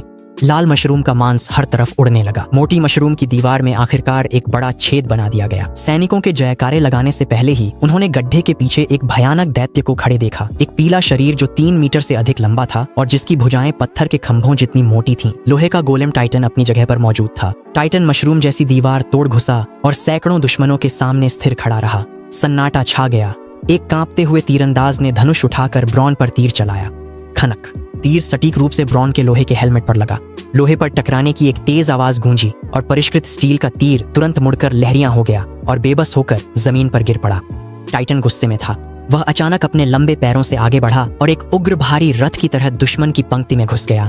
सामने खड़े सैनिकों को उसने इतनी जोर से टक्कर मारी कि वे खून थूकते हुए पीछे उड़ गए। टाइटन उस तीरंदाज की ओर दौड़ा, एक हाथ से उसकी कमर पकड़ ली, अपनी लोहे की भुजा को पूरी तरह घुमाया और उसे हिंसक रूप से आकाश में उछाल दिया। स्पूश, चीख पुकार के बीच वह सैनिक सीधे 1 दर्जन मीटर की ऊंचाई पर आकाश में उड़ गया और एक छोटे से काले बिंदु में बदल गया। इस टॉस ने राज्य की सभी सेनाओं की मनोवैज्ञानिक रक्षा को पूरी तरह से ध्वस्त कर दिया। राक्षस, भागो! सैकड़ों आम सैनिक पल भर में घबरा गए। उन्होंने अपने हेलमेट और कवच उतार दिए, अपने माता पिता को पुकारने लगे और इधर उधर भागने लगे। वुल्फ्रिक ने अपना भारी हेलमेट उतार फेंका और अपनी जान बचाने के लिए भीड़ में घुस गया। ब्रॉन ने ठंडे लहजे में कहा, पियर्स, जिसने अपना हेलमेट उतारा है वही कमांडर है, उसे पकड़ो। यह काम मुझ पर छोड़ दो। पियर्स ने अपनी पत्थर की तलवार फेंक दी, एक लकड़ी की तलवार उठा ली और हवा के झोंके की तरह पीछा करने निकल पड़ा। पूरे चमड़े के कवच की रक्षा शक्ति इस टूटी फूटी तांबे और जंग लगी लोहे से निपटने के लिए काफी थी। पियर्स को अपने पास आता देख वुल्फ्रिक के पास खड़ा एक कट्टर विश्वास पात्र अचानक मुड़ा, अपनी नाइट की तलवार दोनों हाथों से कसकर पकड़ी और बेरहमी से पियर्स के गले की ओर वार कर दिया। पियर्स ने तो बचने की कोशिश भी नहीं की। उसने अपना सीना फुलाया और तलवार की नोक का सामना किया। टिंग! लंबी तलवार पियर्स के चमड़े के सीने के कवच पर ऐसे लगी जैसे किसी ठोस चट्टान पर वार किया हो और उसका ब्लेड तुरंत ही अस्वाभाविक रूप से मुड़ गया। उस विश्वास पात्र के चेहरे पर निराशा छा गई। पियर्स ने मौके का फायदा उठाया और अपनी लकड़ी की तलवार घुमाकर उसे बेहोश कर दिया। फिर वुल्फ्रिक का पागलों की तरह पीछा करना जारी रखा। अब वुल्फ्रिक भाग नहीं सकता था। वह घुटनों पर गिरकर प्रार्थना करते हुए दया मांगने लगा। मालिक, जान बख्श दो, मुझे जाने दो, मेरे पास सोने के सिक्के हैं, सब ले लो। पियर्स ठंडे स्वर में बोला, मैं तुम्हें मारूंगा नहीं। लॉर्ड सिलास का आदेश तुम्हें जिंदा पकड़ने का है। आधे घंटे बाद युद्ध समाप्त हो गया। भागते हुए राज्य के सैनिकों की टांगें ज्यादातर टाइटन ने तोड़ दी थीं। उनकी चीखें मैदान में गूंज रही थीं। कई ग्रामीण भुनी हुई मछली लेकर उन सैनिकों के पास पहुंचे जिनकी टांगें टूटी थीं और ठंडे स्वर में आदेश दिया, खाओ, अगर नहीं खाओगे तो अभी यहीं मार डालेंगे। घायल सैनिकों ने जान बचाने के लिए भुनी हुई मछली झपट ली और आंसू बहाते हुए उसे निगलने लगे। उनकी टूटी टांगों से तेज दर्द उठा, लेकिन कुछ सेकंड बाद वह दर्द कम हो गया। उन्होंने अपनी जांघों को छुआ और टूटी हुई हड्डियां सचमुच चमत्कारिक रूप से पूरी तरह से ठीक हो चुकी थीं। ये अनुभवी राज्य के सैनिक पूरी तरह से स्तब्ध रह गए। टांगें तोड़ना और फिर जादू से उन्हें ठीक कर देना, यह किस तरह का नरक जैसा व्यवहार था। वे आज्ञाकारी होकर अपने हाथ पीठ के पीछे रखकर लंगड़ाते हुए उस काल कोठरी में चले गए जहां उन्हें बंद किया जाना था। इस समय मैं ऊंचे स्थान पर खड़ा था और ठंडे भाव से यह दृश्य देख रहा था। आयरन होल्ड के स्वामी की सेना तो पूरी तरह से अंदर से सड़ चुकी थी। मैंने शहर की दीवार भी नहीं बनाई ताकि तुम्हें उकसा ना दूं, पर तुमने अचानक भारी घुड़सवारों से हमला कर निर्दोषों का कत्ल किया और श्रेय लेने आ गए। जब तुम्हें शरणार्थियों की जान की कीमत नहीं तो मुझे दोष मत देना अगर मैं तुम्हें प्रयोगों में इस्तेमाल करूं। मैंने जल्दी से एक तहखाना खोदा और उसमें लोहे का दरवाजा लगा दिया। ब्रॉन वुल्फ्रिक को लाया। मैंने कपड़े उतारकर मुस्कुराते हुए पूछा, क्या तुम वही मूर्ख हो जिसने घुड़सवारों को मरवाया? वुल्फ्रिक घबराकर मेरे पैरों में गिर पड़ा।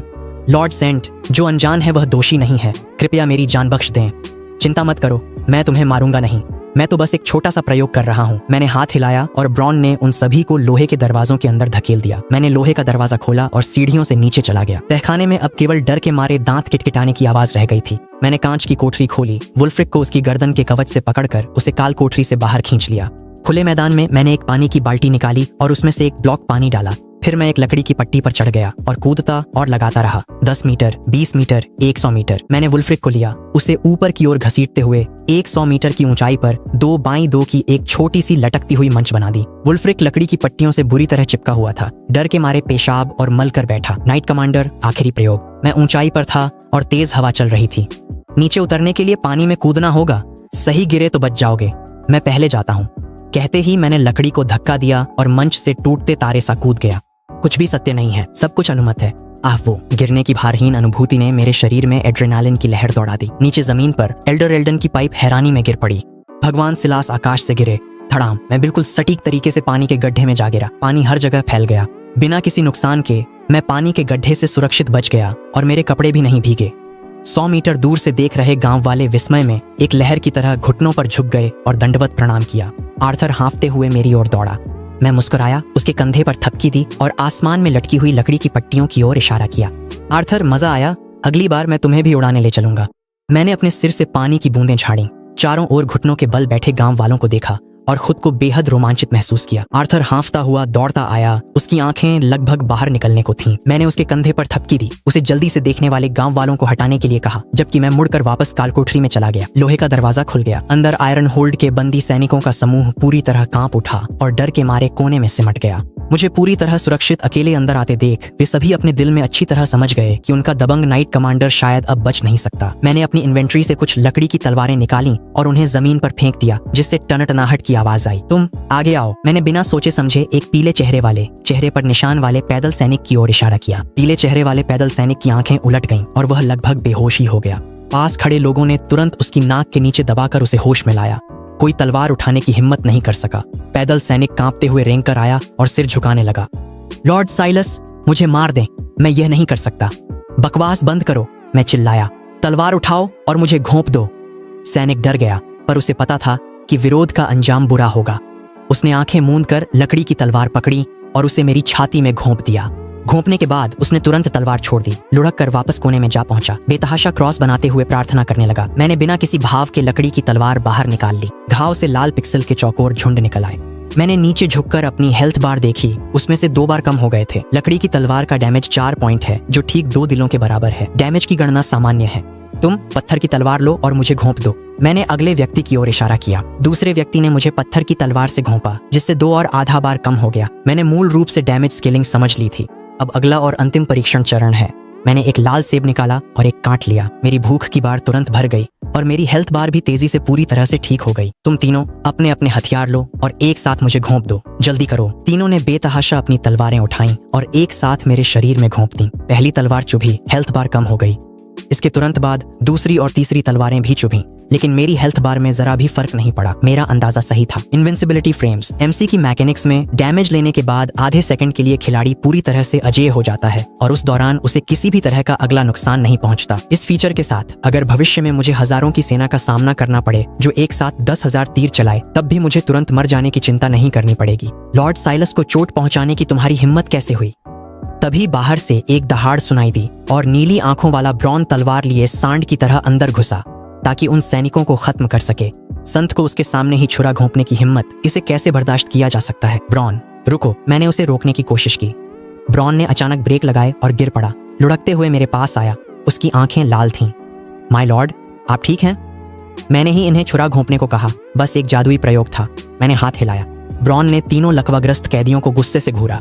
तीनों ने तो पहले ही अपनी आंखें बंद कर ली थीं, मौत का इंतजार करते हुए शायद मन ही मन गालियां दे रहे थे। अगर मारना ही है तो मार दो, इस शैतानी अनुष्ठान में फंसाने का क्या मतलब है? कालकोठरी से बाहर निकलते ही घरेलू अधिकारी एल्विन दरवाजे पर एक पार्चमेंट की सूची लेकर मेरा इंतजार कर रहे थे।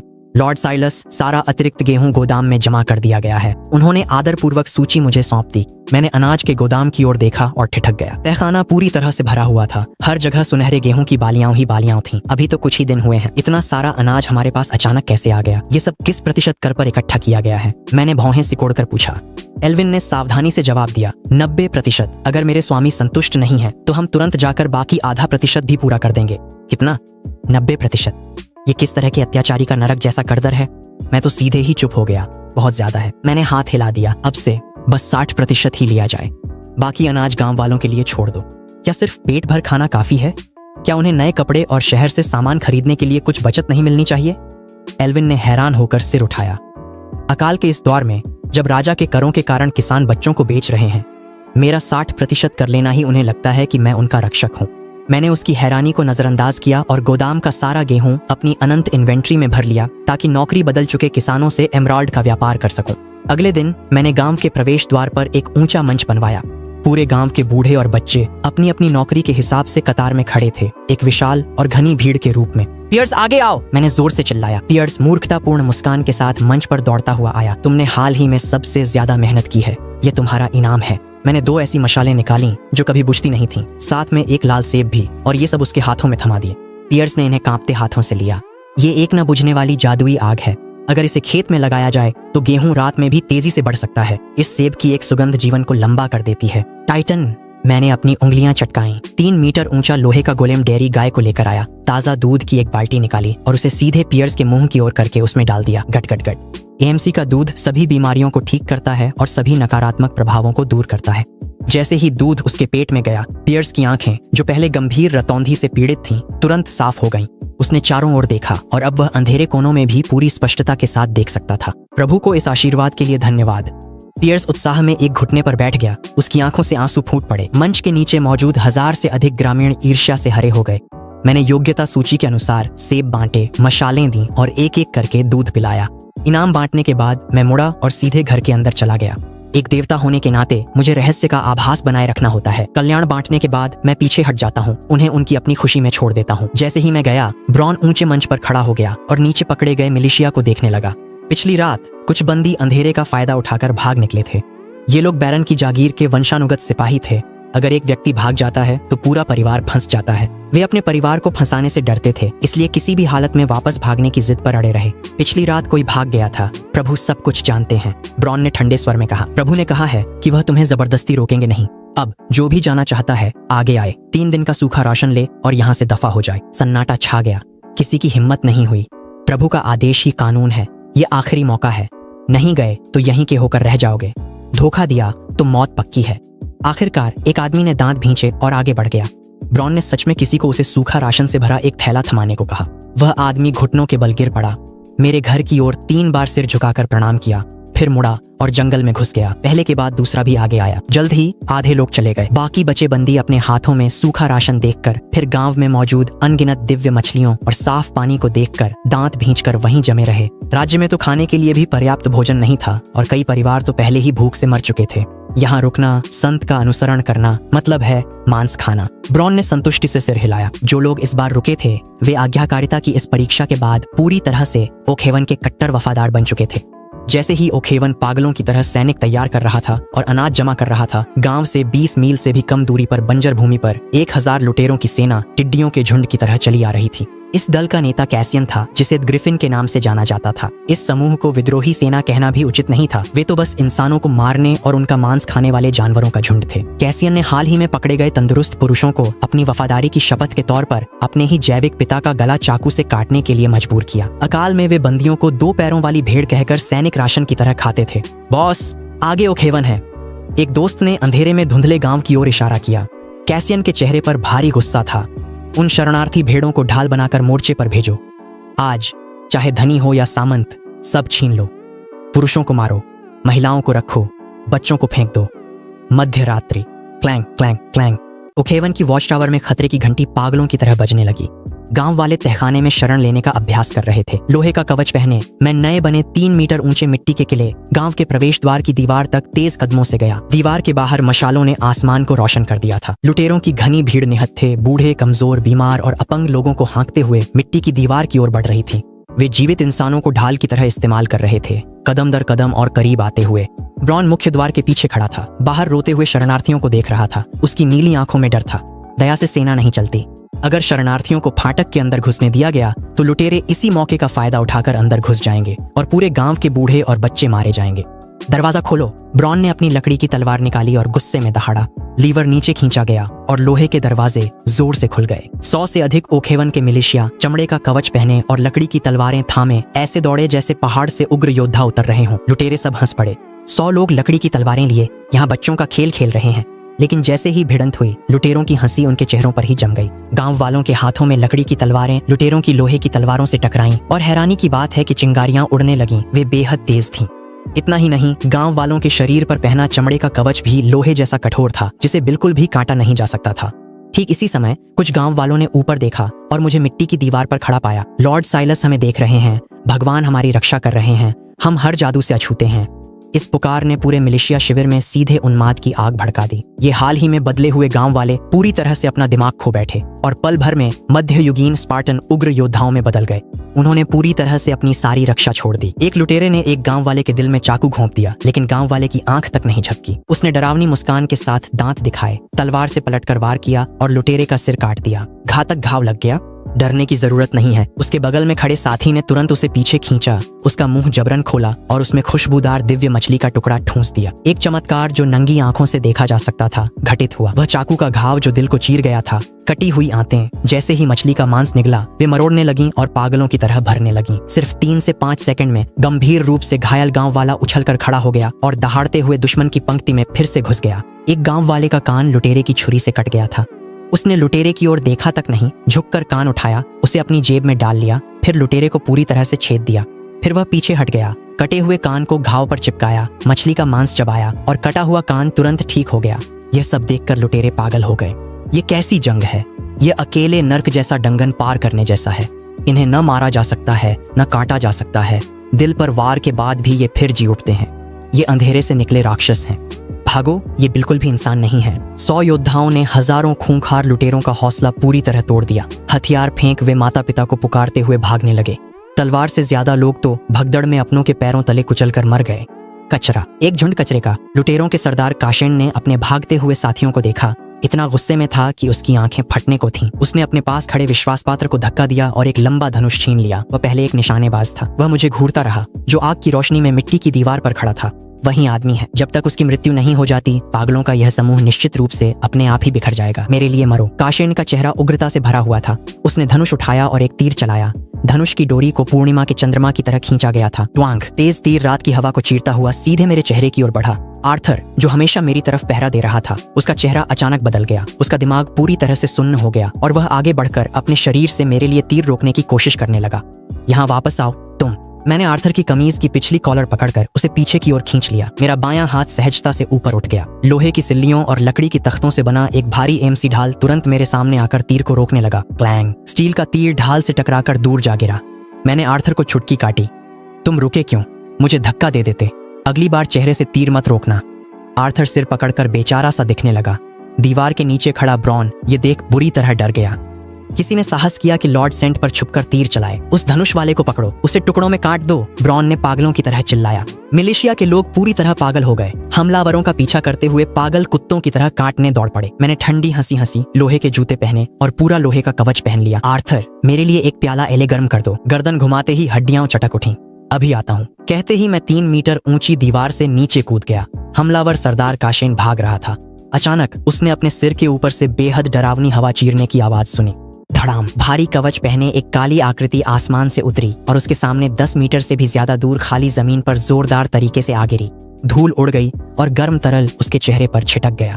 काशेन ने ऊपर हाथ ले जाकर पहुंचा। उसका हाथ चिपचिपे ताजे खून से भर गया। उसने ध्यान से देखा। जो चीज जमीन पर गिरी थी वह कोई पत्थर नहीं बल्कि उसके हमलावर गुंडों में से एक था। वह आदमी 10 मीटर से भी ज्यादा ऊंचाई से गिरा था। उसकी सारी हड्डियां चकनाचूर हो गई थीं और वह पूरी तरह से मांस के ढेर में बदल चुका था। काशेन ने अकड़ते हुए अपना सिर घुमाया। चांदनी में उसने अपने जीवन का सबसे डरावना दृश्य देखा। वह लोहे का कवच पहने स्वामी बिजली की चमक की तरह तेज था। उसने एक भागते हुए हमलावर को एक हाथ से पकड़ लिया जैसे कोई बोरी घुमाता है, वहीं पर घूम गया और अचानक छोड़ दिया। वह आदमी चीखता हुआ दर्जनों मीटर ऊपर आसमान में उड़ गया, एक मानव तोप के गोले में बदल गया और भीड़ पर जोर से आकर गिरा। आह! जीते जागते इंसान लगातार आसमान से गिर रहे थे। बात यहीं खत्म नहीं हुई। मैं दौड़कर सड़क के किनारे गया और दोनों हाथों से एक बड़े पेड़ के तने को गले लगा लिया। न तो धूल उड़ी, न ही कोई तर्क या सामान्य ज्ञान। एक पूरा पेड़ सीधे एक विशाल ब्लॉक मॉडल में बदल गया और उसे मैंने एक हाथ से अपने सिर के ऊपर उठा लिया। Boom boom boom. मैं पेड़ को एक मानव रूपी बुलडोजर की तरह पकड़े हुए धरती पर बेतहाशा दौड़ा। मेरे हर कदम के साथ जमीन कांप रही थी। काशेन के पैर लड़खड़ा गए और वह पूरी तरह से जमीन पर गिर पड़ा। उसके गुप्तांग में गर्मी फैल गई। उसने पेशाब कर दिया। राक्षस निश्चित रूप से पौराणिक कथाओं का नरभक्षी दानव है। मैं उसके पास गया और लापरवाही से अपने हाथ में पकड़े हुए बड़े पेड़ को एक तरफ फेंक दिया। गड़गड़ाहट, वह विशाल पेड़ जमीन पर गिरा और चारों ओर धूल का गुब्बार उड़ गया। इसी दौरान मेरी आंखों के सामने एक सिस्टम प्रॉम्प्ट पॉपअप हो गया। स्थिति प्रभाव प्राप्त, गांव का हीरो आय, अवधि 2 दिन, सभी व्यापारिक कीमतों में 30% की कमी। शानदार। जैसे ही मैं खरीदारी करने का सोच रहा था, छूट कूपन खुद ब खुद मेरे दरवाजे पर आ गया। कुछ ही मिनटों बाद लड़ाई पूरी तरह खत्म हो गई थी। भाड़े के सैनिक ब्रॉन ने पकड़े गए लुटेरों को पूछताछ के लिए ले जाया। शरणार्थियों के आरोप सुनने के बाद ब्रॉन गुस्से में मेरे पास रिपोर्ट करने के लिए दौड़ता हुआ आया। लोगों को खाना, गांवों का कत्लेआम करना, बेटे को उसके असली पिता की हत्या के लिए मजबूर करना। ब्रॉन की रिपोर्ट सुनकर मेरे दिल में उमड़ती हत्या की भावना अब और दबाई नहीं जा सकी। ये जानवर उस लालची शूरवीर वुल्फ्रिक से भी 10,000 गुना ज्यादा घिनौने थे। मुझे सच में लगता था कि इन्हें गांव में बंधुआ मजदूर बनाकर रखना भी मेरी जमीन को गंदा कर देगा। इन सबको मार डालो। मेरी आंखें बर्फ जैसी ठंडी थीं, उनमें कोई गर्माहट नहीं थी। एक भी मत छोड़ना। हालांकि नेता को मेरे लिए जिंदा छोड़ो। कुछ सैनिकों ने डाकू काशेन को पकड़कर मेरे पास पेश किया। यह जानते हुए कि वह बच नहीं सकता, वह डीठ बन गया। वह मुझे घूरते हुए मुझ पर खून थूकने की तैयारी करने लगा। क्या हुआ अगर मैं तुम्हें दादा कहूँ? हिम्मत है तो मुझे काट डालो। पास खड़े मिलिशिया ने मूठ उसके चेहरे पर मारी और उसके दांत तोड़ दिए। मैं झुककर मुस्कुराते हुए उसे देखने लगा। काफी सख्त जबान है ना? गाल थपथपाकर मैंने पूछा, तुम एड ग्रिफिन हो? कैसियन घूरता रहा। मैं उठा और आसमान की ओर इशारा किया। शुभ रात्रि जैसी धीमी आवाज में कहा, ग्रिफिन कहलाते हो तो क्या कभी आसमान में उड़े हो? मैंने खून थूकते डाकू सरदार कैसियन को घूरते हुए ठंडी मुस्कान के साथ पूछा। नरभक्षी ग्रिफिन के नाम से मशहूर इस जानवर की हड्डियां सख्त थीं, पर वह अब भी मुझे गालियां बक रहा था। तथ्य यह साबित करते हैं कि इंसानों के मुंह मेरे घूंसे जितने सख्त नहीं होते। मैंने उससे ज्यादा बातें नहीं की। मैंने उसकी कॉलर पकड़ी और तेजी से लकड़ी की पट्टियां लगाकर ऊपर चढ़ा। 10, 50, 100 मीटर सीधे बादलों के पार। 100 मीटर ऊपर मैंने कुछ ब्लॉक्स बाहर निकाले और अंत में एक पारदर्शी कांच रखा। फिर मैंने कैसियन को उस पर से लात मारकर गिरा दिया। सारे अतिरिक्त ब्लॉक्स हटा दिए गए। पूरी ऊंचाई पर अब सिर्फ यही एक अकेला पारदर्शी कांच का ब्लॉक बचा था। तेज हवा जोर जोर से चल रही थी। उसके पैरों के नीचे एक ऐसी खाई थी जिसकी गहराई तक सब कुछ साफ दिखाई दे रहा था। जो ग्रिफिन अभी तक जोर जोर से शोर मचा रहा था, अब कछुए की तरह कांच पर चिपका पड़ा था। उसके हाथ पैर बुरी तरह से किनारों को पकड़े हुए थे और आंसू नाक बहते हुए इधर उधर उड़ रहे थे। डर के मारे आंखें खोलने की भी हिम्मत नहीं हुई और वह सुअर जैसी चीख के साथ चिल्ला उठा। मैं बस चाहता था कि उसे यहीं लटकता छोड़ दूं, ताकि वह नीचे की खूबसूरत वादियों का ठीक से आनंद ले सके। रात को उसे ज्यादा बोरियत न हो, इसलिए मैं फिर से स्तंभ की चोटी पर गया और एक बाल्टी पानी नीचे उड़ेल दी। पानी की धार 100 मीटर ऊंचाई से गिरती हुई नीचे आई और आसमान में उल्टा लटकता हुआ एक शानदार झरना बन गई। महामारी के इस दौर में यह अनंत झरना सबसे अधिक ध्यान आकर्षित करने वाला स्थल चिन्ह है। कोई भी जीवित शरणार्थी इसे देखते ही यहाँ खींचा चला आएगा। काम खत्म कर मैंने एक बड़ा कदम उठाया। हवा का शोर कानों में था और गिरने की भारहीनता रोमांचक थी। धड़ाम, ठीक नीचे तैयार किए गए पानी के गड्ढे में सटीक रूप से उतरा, पूरी तरह से सुरक्षित। mlg पानी की बूंद बिल्कुल सही है। मुझे अच्छी नींद आई। अगली सुबह तड़के मैंने अंगड़ाई ली और दरवाजा खोला। तभी मैंने देखा कि आर्थर नीचे एक टोकरी लिए खड़ा था और उसके चेहरे पर मूर्खतापूर्ण मुस्कान थी। बॉस, मेरी माँ ने नरम सफेद ब्रेड बनाई है और गर्म ओटमील भी है। अब से मैं हर दिन बॉस के लिए नाश्ता लेकर आऊंगा। मैंने उसे अंदर बुलाया ताकि हम साथ में खा सकें। यह लड़का बेचैन था। काफी देर तक खुद को रोकने के बाद आखिरकार एक बात कह ही दी, बॉस, क्या आपको नौकरानी चाहिए? सुनते ही मेरा ओटमील मुंह से बाहर आते बचा। समझ गया कि एल्विन ने ही उसे यह सिखाया होगा। मैंने मना किया और मजाक में पूछा कि क्या उसे कोई पसंद है। अगर हाँ, तो मैं खुद उसकी जिम्मेदारी लूंगा। ये मासूम युवक तुरंत शर्म से लाल हो गया। लगातार हाथ हिलाते हुए मना करने लगा। खाना पीना खत्म करने के बाद मैं आर्थर को खेत पर जानवरों को चारा डालने के लिए घसीट ले गया। दरवाजे के बाहर 3 मीटर ऊंचा आयरन गोलम बैठा एक जंगली बिल्ली को लाल फूल दे रहा था। मैंने कच्ची मछली दिखाई और पास गया। बिल्ली सूंघ कर पास आई और उसे खाने लगी। उसके सिर पर लाल दिल उभरे और गर्दन में लाल कॉलर दिखने लगा। बिल्ली अब पालतू बन गई थी। मैंने उसे गोद में उठाकर सूंघा और उसका नाम ड्रीम रख दिया। टाइटन ने वह लाल फूल देखा, सिर खुजाया और पास से गुजरते एक ग्रामीण को थमा दिया।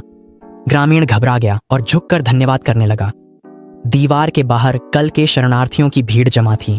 बूढ़े किसान ऑनसवाल्ड नेतृत्व कर रहे थे और बोन मील से लाल मशरूम उगाकर शरणार्थियों के लिए आश्रय बना रहे थे। ये लोग दयनीय हालत में थे। सबके चेहरे पीले थे और भूख से वे कंकाल जैसे सांस लेती लाशें लग रहे थे। गरम दलिया रोटी पाकर भी उनकी आंखों में चमक नहीं, बस गहरा डर और सुन्नता थी। एक छोटी लड़की डरते डरते मेरे पास आई। उसके बाल घास जैसे सूखे थे, पेट सिकुड़ा था और होंठ फटे और खून से सने थे। भैया, क्या आप भगवान हैं? उसकी आवाज भारी थी। माँ कहती हैं भगवान बारिश करा सकते हैं और सबको खाना दे सकते हैं। सब कहते हैं आप भगवान हैं, क्या ये सच है?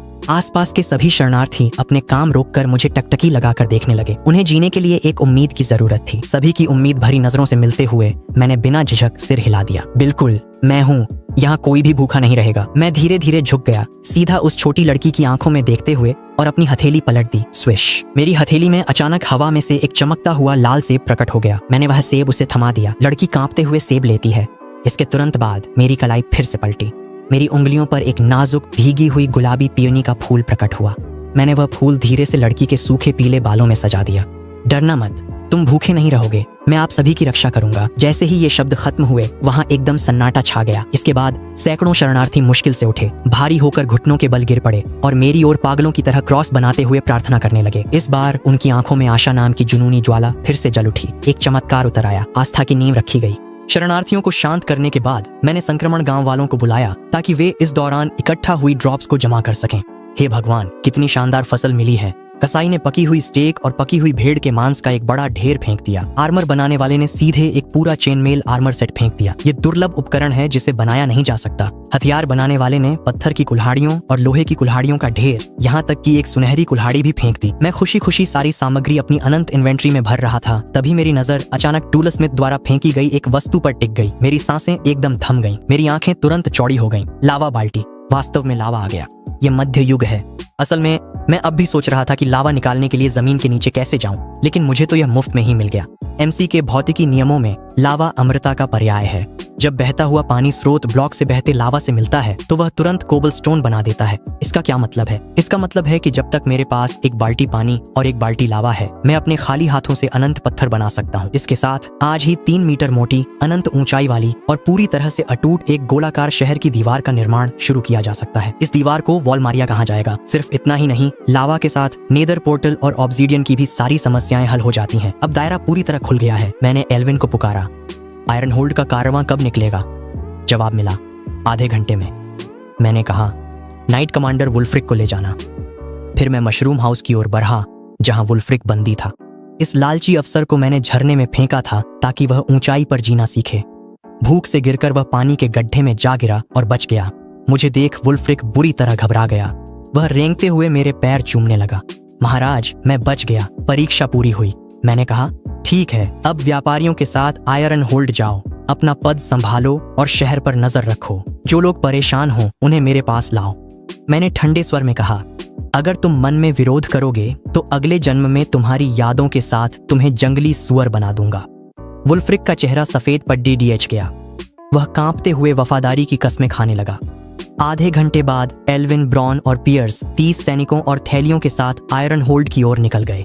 जैसे ही वे मेरी निर्धारित सीमा से बाहर निकले, बंजर भूमि पर हर जगह घातक इरादे छिपे हुए थे। यात्रा का आधा रास्ता भी नहीं हुआ था कि ब्रॉन की आंखें तेज हो गईं। उसका हाथ तलवार की मूठ पर जा टिका। एल्विन, हमारे पीछे लोग लगे हुए हैं। विद्रोहियों का एक दस्ता हम पर नजर रखे हुए है। गति बनाए रखो, युद्ध के लिए तैयार रहो। एल्विन के चेहरे का रंग नहीं बदला। शब्दों की गूंज खत्म भी नहीं हुई थी कि घास के पीछे से लगभग 200 लोग तलवारें और हथियार लहराते हुए निकल पड़े और व्यापारी कारवां को पूरी तरह घेर लिया। आगे खड़े विद्रोही नेता रैगनार ने अपनी लंबी तलवार उठाई और चिल्लाया, हम ब्लडहाउंड ब्रदरहुड के लोग हैं। हमें सिर्फ दौलत चाहिए, जान नहीं। माल सौंप दो तो तुम्हारी जान बख्श देंगे। 7 गुना बड़ी दुश्मन सेना देख। एल्विन ने सिक्कों की थैली निकाली। तभी एक विद्रोही पियर्स को घूरते हुए अपनी जांघ थपथपाकर बोला, बॉस, मैंने इसे देखा है। ये ओखेवन से हैं। ओखेवन? ये शब्द सुनते ही विद्रोही सहम कर पीछे हट गए और हथियार डाल दिए। ये ओखेवन के लोग हैं, लूट छोड़ो। मेरी माँ को उन्होंने ही शरण दी थी। वो पवित्र भूमि है जिसे देवता का संरक्षण प्राप्त है। वहाँ अनाज का भंडार और 3 मीटर का लोहे का टाइटन है जिस पर हथियारों का असर नहीं होता। ये सुनकर रैगनार के माथे पर पसीना आ गया। इन युद्ध के अराजक समयों में ओखेवन ने न जाने कितने परिवारों को बचाया था और संत सिलास की डरावनी किंवदंती का तो कहना ही क्या। बाढ़ ने ड्रैगन किंग के मंदिर को बहा दिया। रैगनार ने तुरंत अपनी तलवार म्यान में डाल ली, सीने पर हाथ रखकर मुस्कान से भरा चेहरा बना लिया। हमने उपकारियों का अपमान कर गलती की, रास्ता दें। एल्विन ने साथ देते हुए उन्हें स्वर्ण मुद्राएं दी और सप्रेम गांव आने का न्योता दिया। रैगनार की आंखों में आंसू आ गए। इस दौर में भी वास्तव में ऐसे लोग थे जो उन्हें डाकू नहीं समझते थे। जब व्यापारी कारवां काफी दूर चला गया तो रैगनार ने हाथ हिलाया, भाइयों की एक टुकड़ी को चुपचाप पीछा करने भेजो। जो भी ओखेवन के रास्ते को लूटने की हिम्मत करेगा वह हमारे भाईचारे के खिलाफ जाएगा। हमारे उपकारियों को शहर तक सुरक्षित पहुंचाओ। व्यापारी कारवां सुरक्षित रूप से आयरन होल्ड पहुंच गया। शहर पहले से ही पूरी तरह जर्जर हो चुका था। आपदा के शिकार लोग सड़कों पर भूख से मर रहे थे, जबकि बैरन और अन्य रईस अब भी महल में मांस खा रहे थे और संगीत सुन रहे थे। जड़ी बूटी वाले का बेटा गैलन दौड़ता हुआ अपने पुश्तैनी पुराने पेड़ के औषधालय में घुस गया। बूढ़े वैद्य गिडियन आहें भर रहे थे और बिना पैसे वाले मरीजों को मुफ्त में दवा दे रहे थे। कुछ दिन पहले क्लिनिक पर बागी सैनिकों ने हमला कर दिया था और बूढ़े आदमी के हाथ की पीठ पर गहरी खूनी चोट आ गई थी। गैलन ने बिना कुछ कहे मेरे द्वारा दिया गया दिव्य मछली निकालकर अपने पिता के मुंह में ठूंस दी। स्पष्ट रूप से बूढ़े आदमी के हाथ का घाव तेजी से भर गया और झड़ गया, पूरी तरह से अपनी मूल अवस्था में लौट आया। गिडियन अपनी हथेली को टकटकी लगाए देख रहे थे और उनकी बूढ़ी आंखों से आंसू बह रहे थे। पिता, दरवाजा बंद कर दीजिए, हमारे साथ चलिए, गैलन ने कातर स्वर में विनती की। यहाँ तुम कुछ भूखे लोगों को नहीं बचा सकते। लॉर्ड साइलस के यहाँ शरणार्थियों की संख्या सैकड़ों हजारों में है। वहीं तुम्हारे चिकित्सकीय कौशल की सच में जरूरत है। और फिर मेरा बेटा अभी भी गांव में अपने दादा का इंतजार कर रहा है। गिडियन ने 100 साल पुराने दवा के कैबिनेट को सहलाया और एक लंबी सांस छोड़ी। गैलन, औषधालय की नेम प्लेट उतार लो। वहीं व्यापारी गली में एल्विन ने शहर की बड़ी कपड़े की दुकान पर अपने उच्च गुणवत्ता वाले रंग महंगे दाम पर बेच दिए। जेब में सोने के सिक्के लिए वह जैसे ही बाहर निकला, एक समूह ने उसे रोका। उनकी अगुवाई यारिक नाम का हट्टा कट्टा आदमी कर रहा था, जिसके चेहरे पर कठोरता और आंखों में लालच था। युवराज, आपने जो बेचा वह रंग था, है ना? यारिक कुटिलता से मुस्कुराया। हम राज्य में घूमने वाले व्यापारी हैं। आपका रंग बहुत बेहतरीन है। क्या आपके पास अभी और भी माल बचा है? हम सब कुछ ऊंचे दाम पर खरीदने को तैयार हैं। एल्विन ने एक नजर में ही समझ लिया कि ये लोग असल में घूमने वाले व्यापारी नहीं, बल्कि तस्कर डाकू हैं, जिनकी नजर उनके माल और पैसों पर है। आसपास के ओखेवन के मिलिशिया सैनिकों ने बेहद तेजी से प्रतिक्रिया दी, अपनी तलवारों के हत्थों को कसकर पकड़ लिया और उनकी घातक नजरें तुरंत यारिक पर टिक गईं। अपने हथियार नीचे रखो, अभद्रता मत करो। एल्विन ने तुरंत एक भोले घमंडी युवा रईस का चेहरा ओढ़ लिया, अपनी नाक आसमान की ओर उठाई और नाक से फुंकार मारी। इस युवराज का उपनाम जॉर्ज है। तुम मेरा रंग खरीदना चाहते हो? ठीक है, लेकिन कीमत में मुझे थोड़ा और जोड़ना पड़ेगा। यारिक ने एल्विन का मूर्ख और अमीराना रवैया देखा और उसका दिल खुशी से खिल उठा। वह तुरंत इस जाल में फंस गया। जॉर्ज, कोई कीमत बताएं। 50% बढ़ाना कैसा रहेगा? 50%? एल्विन ने तिरस्कार से देखा। 60, 70, 80%। युवराज, इससे ज्यादा नहीं जोड़ पाएंगे। यारिक ने दुखी चेहरा बनाया, पर मन ही मन हंस रहा था।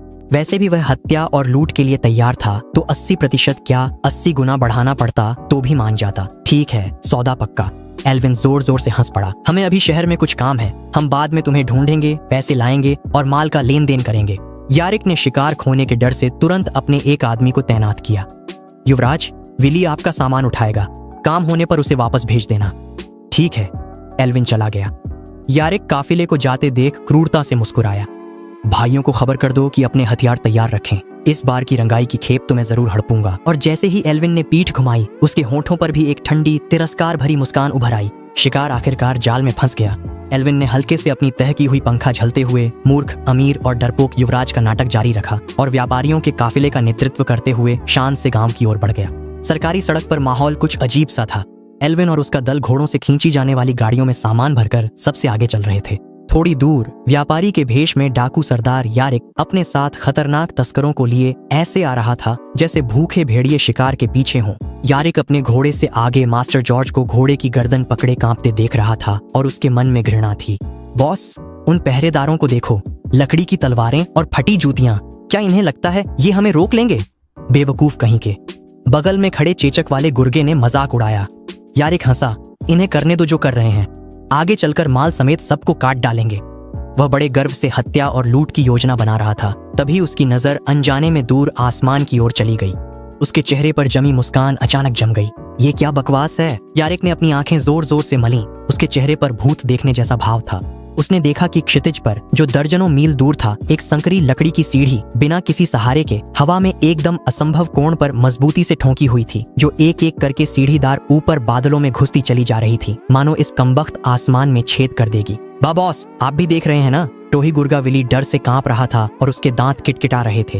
ये भ्रम नहीं, शरणार्थियों की स्वर्ग की सीढ़ी सच है।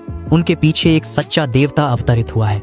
यारिक के रोंगटे खड़े हो गए और खोपड़ी फटने लगी। बगावत की हिम्मत तो थी, पर क्या वह सच्चे देवता द्वारा रक्षित पवित्र स्थल को लूट पाएगा?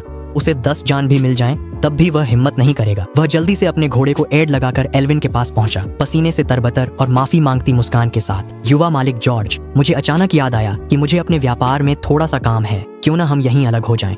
एल्विन ने सिर घुमाया और उस पहले डरपोक चेहरे पर अब एक तिरस्कार भरी मुस्कान थी। यारिक, हम इतनी दूर आ चुके हैं, क्या तुम्हें लगता है कि मैं अब तुम्हें जाने दूंगा? शिकार और शिकारी की पहचान पल भर में बदल गई। एल्विन की आंखों में उस रहस्यमय नजर को देखकर यारिक के पैर कांप गए और वह लगभग अपने घोड़े से गिर ही पड़ा। भागूं? वह बिल्कुल भी भाग नहीं सकता था। उसके चारों ओर लकड़ी की तलवारें लिए दर्जनों मिलिशिया इस समय उसकी नजर में आत्मा हरने वाले यमराज जैसे लग रहे थे। ठीक इसी समय आसमान में 100 मीटर ऊपर मैं एक हवा में लटके हुए कोबलस्टोन के टुकड़े पर पेट के बल लेटा हुआ नीचे देख रहा था। यह ऊंचाई सही है। मैंने नीचे लोगों को देखा और हाथ में लावा की बाल्टी थामे रखी। मेरा प्लान सीधा है, शहर की दीवार बनाना। मिट्टी की दीवारें सेना को नहीं रोक पाएंगी। मैं एमसी के भौतिकी नियमों से इस अंधकार युग की तीव्रता बढ़ाऊंगा। यह देखकर कि नीचे कोई ग्रामीण नहीं था, मैंने कलाई घुमा दी। छप छप धधकते लावा से भरी एक बाल्टी ऊंचे आकाश से किनारे से बेतहाशा नीचे बह रही थी। जमीन पर डरे हुए यारिक और अन्य को अचानक ऊपर गर्मी महसूस हुई। विली चिल्लाया, आसमान देखो, कुछ लाल गिर रहा है। सभी ने झटके से अपना सिर ऊपर उठा लिया। उन्होंने देखा कि आसमान जैसे फट गया हो, लावा लुढ़कता हुआ उल्टे लाल झरने की तरह सब कुछ भस्म कर देने वाली गर्मी और तीखी गंध के साथ बादलों से गरजता हुआ धरती की ओर टूट पड़ा। यह एक ऐसा दृश्य था जिसे आम इंसान समझ ही नहीं सकते थे। यह तो प्रलय का स्वर्गीय अग्नि है। सब खत्म हो गया, सब कुछ खत्म हो गया। यारिक घुटनों के बल गिर पड़ा। पछतावे से उसकी आंतें जैसे हरी पड़ गई हों। वह अपने दर्द से कराहते पेट को पकड़े आग के उस समुद्र को देख रहा था जो उन्हें निगलने वाला था, और निराशा में अपनी आंखें बंद कर लीं। मैं तो बस थोड़ा सा रंग चुराना चाहता था। क्या मुझे दंडित करने के लिए स्वर्गीय अग्नि बरसाने की जरूरत थी? जैसे ही लावा पूरी तरह जमीन को छूकर आग की लाल दीवार बन गया, आसमान में ऊंचाई पर मैंने फुर्ती से लावा की बाल्टी वापस ले ली और तुरंत ही लावा के स्रोत पर पानी की एक बाल्टी उड़ेल दी। चिर्र चिर्र चिर्र चिर्र चिर्र चिर्र एक कान फाड़ू भाप विस्फोट की आवाज बादलों तक गूंज उठी। पानी की धार लावा के रास्ते पर पागलों की तरह फैल गई। पानी और लावा के मिलते ही उबलता लावा जमकर ठोस हो गया। पलक झपकते ही एक चमत्कार हुआ। एक विशाल मोटी कोबलस्टोन की दीवार जमीन से ऊपर उठी और आकाश तक पहुंच गई। मैंने छलांग लगाई, सीधा विश्वास के साथ नीचे पानी के गड्ढे में कूद गया, पूरी तरह सुरक्षित खड़ा हुआ और आराम से उस विशाल दीवार में एक लोहे का दरवाजा लगा दिया। कई घंटों की मेहनत के बाद मध्ययुगीन संस्करण की वॉल मारिया पूरी हो गई थी। मैंने संतुष्टि के साथ अपना शाहकार देखते हुए एक सेब खाया। मिट्टी की दीवार के बाहर यारिक और डाकुओं का गिरोह इतना डर गया कि वे घुटनों के बल बैठ गिड़गिड़ाते हुए बेतहाशा दया की भीख मांगने और प्रार्थना करने लगे। तभी एल्विन सामान से लदे व्यापारी कारवां के साथ लौटा। एल्विन, इस यात्रा से तुम क्या अच्छी चीजें लेकर आए हो? मैं दीवार से टिककर मुस्कुराते हुए पूछ बैठा। एल्विन उत्साह को दबाते हुए चेहरे पर जुनूनी भाव लिए आगे आया और रिपोर्ट करने लगा। लॉर्ड साइलस, मैंने हर तरह की बेहतरीन पेस्ट्रीज खरीदी हैं। ये सब आपकी मेज पर रखी हैं। मैंने खास तौर पर कुछ लूट बजाने वाले बार्ड्स और दरबारी नाटक मंडलियों को भी बुलाया है। अगर मेरे स्वामी बोर हो जाएं, तो आप इन नाटकों को देखकर अपना मन बहला सकते हैं। इस आदमी का दिमाग वाकई तेज है। गांव वालों के लिए मनोरंजन का बहाना बनाकर उसने मेरे लिए खास तौर पर एक निजी थिएटर का इंतजाम कर दिया। ठीक है, मैं भी देखना चाहता था कि मध्ययुगीन लाइव प्रदर्शन कैसा होता है। मैंने संतुष्ट होकर सिर हिलाया। मेरी नजर यारिक और बाकी लोगों पर पड़ी जो थर थर कांप रहे थे। इन्हें क्या हुआ? ये हट्टे कट्टे लोग डाकुओं से भी खूंखार लगते थे, लेकिन अब घुटनों के बल कांप रहे थे। स्वामी, हमें जीवन दान दें। यारिक डर के मारे पागलों की तरह जमीन पर माथा टेकने लगा। उसने तुरंत अपनी हत्या और लूट की सारी योजना उगल दी। वह इतना डरा था कि अगर जरा भी देर करता तो मैं उसे लटका देता। उसने गिड़गिड़ाते हुए कहा, स्वामी, हम तस्कर हैं, हमें प्रायश्चित का मौका दें। तस्करी करने वाले व्यापारी, ये तो बहुत जोखिम भरा पेशा है। मेरे मन में हलचल हुई और मेरी नजर यारिक पर टिक गई। टिंग! मेरी आंखों के सामने सचमुच एक आभासी एमसी ट्रेडिंग पैनल प्रकट हो गया। मैं वहीं के वहीं स्तब्ध रह गया। हे भगवान, ये काले बाजार के तस्कर जो हर जगह घूमते रहते हैं, सिस्टम के नजरिए से असल में एमसी के वॉन्डरिंग ट्रेडर के बराबर हैं। तो क्या उनके पीछे माल ढोने वाले गुर्गे 2 पैरों वाले चलने वाले ट्रेडर लामा नहीं हुए? अपने दिल में उमड़ती खुशी को दबाते हुए मैंने ट्रेडिंग लिस्ट पर नजर डाली। 5 पन्ने, 1 पफरफिश बाल्टी, 1 पन्ना डाई, 5 पन्ने, 1 स्प्रूस पौधा, 1 पन्ना, 2 नुकीले ड्रिपस्टोन। एकदम जबरदस्त सौदा, सीधा एकदम जबरदस्त सौदा। नुकीला ड्रिपस्टोन, यह चीज अनंत लावा बनाने के लिए मुख्य वस्तु है। इसके साथ अगर एक कड़ाही जोड़ दूं तो मैं हर जगह लावा खोदने की मेहनत से पूरी तरह अलविदा कह सकता हूँ। जैसे ही मैं 10 बाल्टी लावा इकट्ठा कर लूंगा, नेदर का पोर्टल सीधे खोला जा सकता है। और स्प्रूस पौधा, बस मुझे एक विशाल स्प्रूस पेड़ उगाना है, उसके नीचे एक बड़ा पैच पॉटजोल बन जाएगा। पॉटजोल के साथ मैं दिन के उजाले में भी रोशनी की पाबंदियों को नजरअंदाज कर सकता हूँ और पागलों की तरह विशाल मशरूम घर उगा सकता हूँ। ये तो जैसे बर्फीले मौसम में ईंधन देने जैसा है। मैंने यारिक को जो नजरों से देखा, वह पल भर में बेहद स्नेही हो गई। ये भला कैसे खतरनाक डाकू हैं? ये लड़के मेरे लिए दौलत लाएंगे, जिंदगी मिल सकती है। हाथ पीछे बांधकर मैंने उसे ऊपर नीचे घमंड से देखा। एक काम करो, मेरे लिए एक आदमी ढूंढो। मेरे स्वामी, आपके आदेश के लिए मैं कुछ भी करूंगा। उसका नाम अल्बर्ट है। वह कीमिया और इंजीनियरिंग में माहिर एक विद्वान है जिसे चर्च ने हमेशा दबाया है। जिसे मैं ढूंढ रहा था वह ठीक मध्ययुगीन युग का एक दा विंची जैसा प्रतिभाशाली व्यक्ति था। मेरे रेडस्टोन और आधुनिक निर्माण प्रोजेक्ट के लिए मुझे अनुसंधान हेतु एक स्थानीय विशेषज्ञ चाहिए। उसे रोज धार्मिक ग्रंथों की नकल करवाना उसकी प्रतिभा का अपमान है। अगर तुम उसे बिना किसी नुकसान के मेरे पास ले आओ तो न केवल तुम्हारी सजा माफ होगी, बल्कि मैं तुम्हें और तुम्हारे परिवार को इस दीवार के अंदर रहने की इजाजत भी दे सकता हूँ। मैंने सीधे ही सबसे बड़ा लालच सामने रख दिया। इस अराजक दुनिया में भगवान द्वारा संरक्षित ऐसे स्वर्ग में रहना जहाँ भूख न लगे, किसी वरदान से कम नहीं है। जब यारिक और उसके पीछे खड़े डाकुओं ने यह सुना तो उनकी आंखें तुरंत लाल हो गईं। उनकी सांसें भारी थीं और आंखों में जुनून था। प्रभु, जान बख्शने का शुक्रिया, हम उसे बांधकर आपके पास जरूर लाएंगे। डाकू गरज उठे। खाली हाथ भेड़िए पकड़ना। मैंने न सिर्फ डाकुओं को वश में किया बल्कि एक टैलेंट भर्ती योजना भी बना ली। मैंने संतुष्टि के साथ हाथ हिलाया, मुड़ा और वापस गांव की ओर चल पड़ा। सुरक्षित क्षेत्र में लौटते ही मैंने तुरंत पन्ने निकाले और यारिक को ढूंढकर सौदे पूरे किए। 65 पन्ने एक साथ खर्च कर दिए। 4 पफर फिश बाल्टियां, 7 स्प्रूस पौधे, 10 नुकीले ड्रिप स्टोन, 10 रूटेड मिट्टी, सब कुछ अपनी इन्वेंट्री में भर लिया। इस बार के सौदों ने सीधे ही मेरा अनुभव बार पूरी तरह भर दिया और मैं उसी समय लेवल अप हो गया। जिस क्षेत्र पर मैं नियंत्रण कर सकता था वह तुरंत 3 गुना बढ़ गया। बिना देर किए मैंने तुरंत 5 लोहे की सिल्लियां निकाली और क्राफ्टिंग टेबल पर एक कड़ाही बना ली। एक खाली जगह पर जाकर मैंने कोबलस्टोन से 3 मीटर ऊंचा एक छोटा प्लेटफॉर्म बनाया और अपनी इकलौती लावा की बाल्टी ऊपर डालकर उसे सील कर दिया। इसके बाद लावा के ठीक नीचे, कोबलस्टोन के नीचे, मैंने नुकीला ड्रिप स्टोन उल्टा लटका दिया। सीधे नीचे जमीन पर मैंने कड़ाही रख दी। टपक, एक जलती हुई लावा की बूंद ड्रिप स्टोन के साथ आई और ठीक कड़ाही में गिरी। हो गया। अनंत लावा मशीन पूरी तरह से चल रही है। इसके पूरी तरह भरने तक मैं लोहे की बाल्टी से कई बार लावा निकाल सकता हूँ। नेदर की ओर जाने वाला रास्ता मुझे पहले ही बुला रहा है। रात हो गई। गांव के बाहर एल्विन द्वारा लाए गए दर्जनों शहर के कारीगर डर के मारे कांपते हुए मुख्य कारीगर रॉडरिक के पीछे पीछे मशरूम जिले की ओर जा रहे थे। उन्हें लगा कि उन्हें बंधुआ मजदूरी के लिए पकड़ा है, जहां न खाना मिलेगा, न गर्म कपड़े और कोड़े भी सहने होंगे। एक बूढ़े ने डरते हुए पूछा कि क्या वे वापस शरणार्थी बन सकते हैं। रॉडरिक ने उन्हें गालियां दी, जैसे लोहे के स्टील न बनने पर गुस्सा हो। वापस जाओगे मेरी आंख, यहाँ प्रभु के साथ तुम्हें बड़े घर, खूब मांस और रोटी मिलेगी। क्या राजा ने कभी तुम्हारी परवाह की? प्रभु तुम्हारा पेट भरेंगे। कारीगर सब के सब अवाक रह गए। अनगिनत रोटी, भूखे नहीं रहना पड़ेगा। जब उन्होंने गर्मा गर्म रोटी और भुना हुआ मांस अपने हाथों में पकड़ा तो उनकी आंखों से आंसू बह निकले, जिन्हें वे अब रोक नहीं पाए। इस दुनिया में जहाँ पेड़ों की छाल तक चबा ली गई थी, वहाँ सच में एक पवित्र भूमि थी। वे जमीन पर घुटनों के बल गिर पड़े, बेतहाशा मेरी दिशा में क्रॉस का चिन्ह बनाते हुए। उनके मुंह लगातार प्रभु की स्तुति के शब्द बुदबुदा रहे थे। इस पल से गांव को एक और कट्टर समर्थकों का जत्था मिल गया। अगली सुबह खिड़की से धूप बिस्तर पर आई। अंगड़ाई लेते ही मुझे हाथ पर कुछ रोएंदार महसूस हुआ। आंखें खोली तो काली बिल्ली ड्रीम को तकिए के पास बैठा पाया, जो पुरपुरा रही थी। उसके पंजे के पास एक अजीब चमकती चीज पड़ी थी, फैंटम मेम्ब्रेन। मेरी आंखें तेजी से चमक उठीं और मैंने इस खजाने को अपने हाथ में पकड़ लिया। हे भगवान, मैं पहले भी चिंता कर रहा था कि यह दुनिया बिल्कुल भी मौत पैदा नहीं करती। मैं ये चीज पाने के लिए फैंटम से कहां लड़ूंगा। मुझे कभी उम्मीद नहीं थी कि यह बिल्ली रोज सुबह के गिफ्ट चेक के दौरान मेरे लिए सीधे सोने के सिक्के निकाल देगी। इस चीज के साथ एलाइट्रा की मरम्मत संभव है। मैं उत्साहित होकर काली बिल्ली को उठाया, उसे 2 बार गहराई से सूंघा और बिस्तर से बाहर लुढ़क गया। अपनी लोहे की तलवार लेकर मैं सीधे पिछवाड़े के खेत की ओर चला गया। गायें और भेड़ें अब इतनी बढ़ गई थीं कि बाड़े लगभग फटने को थे। अब संसाधनों की एक लहर काटने का समय आ गया है। मैं गायों के बाड़े के किनारे गया और उसमें एक छेद खोल दिया। कुछ गायें तुरंत ही बाहर निकल आईं। मैंने फुर्ती से छेद को बंद किया, अपनी लोहे की तलवार निकाली और वार कर दिया। 2 वार में एक को निपटा दिया। तेजी से वार किए और जमीन पर चमड़ा और कच्चा गोमांस तैर रहा था।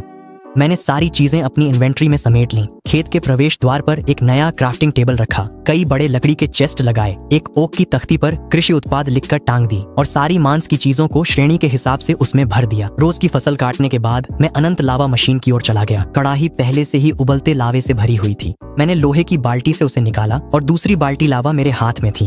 अब अगला मुख्य काम नमक बनाना है। यारिक द्वारा छोड़ा गया तस्करी का नमक बेहद घटिया था, पीला, कड़वा और उसमें कीचड़ व रेत मिली हुई थी। एक एमसी खिलाड़ी होने के नाते जो आधुनिक रसायन शास्त्र जानता है, मैं भला ऐसी गंदी चीज कैसे खा सकता हूँ। मैं यह काम खुद नहीं कर सकता था। मुझे किसी तेज दिमाग वाले कट्टर प्रशंसक को यह जिम्मेदारी देनी थी। मैंने विलेजर कॉलिन को बुलाया। मैं तुम्हें एक अल्केमी तकनीक सिखाना चाहता हूँ जिससे शुद्ध नमक तैयार किया जा सके। मैंने उसकी आंखों में गंभीरता से देखा। सोचने पर पूरे गाँव में जिस पर मुझे सबसे ज्यादा भरोसा है वो तुम हो। मैं यह तकनीक तुम्हारे हवाले करता हूँ। जैसे ही यह बात कही, कॉलिन का दिमाग एकदम झंझना उठा। उसकी आंखों में अचानक भेड़िए जैसी चमक आ गई। उसकी आंखों के कोटर एकदम लाल हो गए और उसके होंठ बुरी तरह कांपने लगे। लॉर्ड ने कहा, मुझे सबसे ज्यादा भरोसा है। वह उत्साह से कांप रहा था। उसके हाथ आपस में कसकर मुट्ठी बन गए थे। मैं लॉर्ड के भरोसे को कभी भी टूटने नहीं दूंगा, चाहे मुझे 10,000 बार मरना पड़े। मैंने संतुष्टि से सिर हिलाया और वहीं पर सिखाना शुरू किया। मैंने एक छानने वाला उपकरण बनाया जिसमें सबसे नीचे सूती कपड़ा, बीच में कोयला और ऊपर रेत और कंकड़ डाले। मोटा नमक घोलकर मैंने उसे छानने के लिए डाला और अंत में एमसी की आग पर उबालकर उसे वाष्पित किया। जैसे ही नमी तेजी से वाष्पित हुई, बर्तन के तले पर बर्फ जैसी सफेद मोटी नमक की परत जमने लगी। मैंने उसका एक टुकड़ा तोड़ा और अपने मुंह में डाल लिया। कड़वाहट पूरी तरह गायब हो गई। अब सिर्फ शुद्ध स्वादिष्ट नमकीनपन बचा था। कोलिन पास से देख रहा था। उसकी आंखें फटी की फटी रह गईं, जैसे वह कोई सृष्टि का चमत्कार देख रहा हो। सब याद कर लिया। अब से नमक रिफाइनरी तुम्हारे नियंत्रण में है। मैंने जिम्मेदारी उसे सौंप दी। कोलिन आदेश पाकर खुशी खुशी दौड़ गया।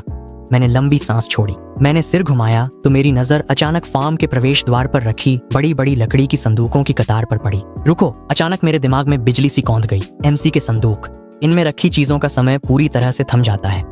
आर्थर का दिया मांस कई दिन बाद भी ताजा और गर्म था। अगर ग्रामीण इन संदूकों का उपयोग कर सकें तो अनाज के लिए तहखाने खोदने की क्या जरूरत। हमें अब कोल्ड स्टोरेज की भी आवश्यकता नहीं होगी।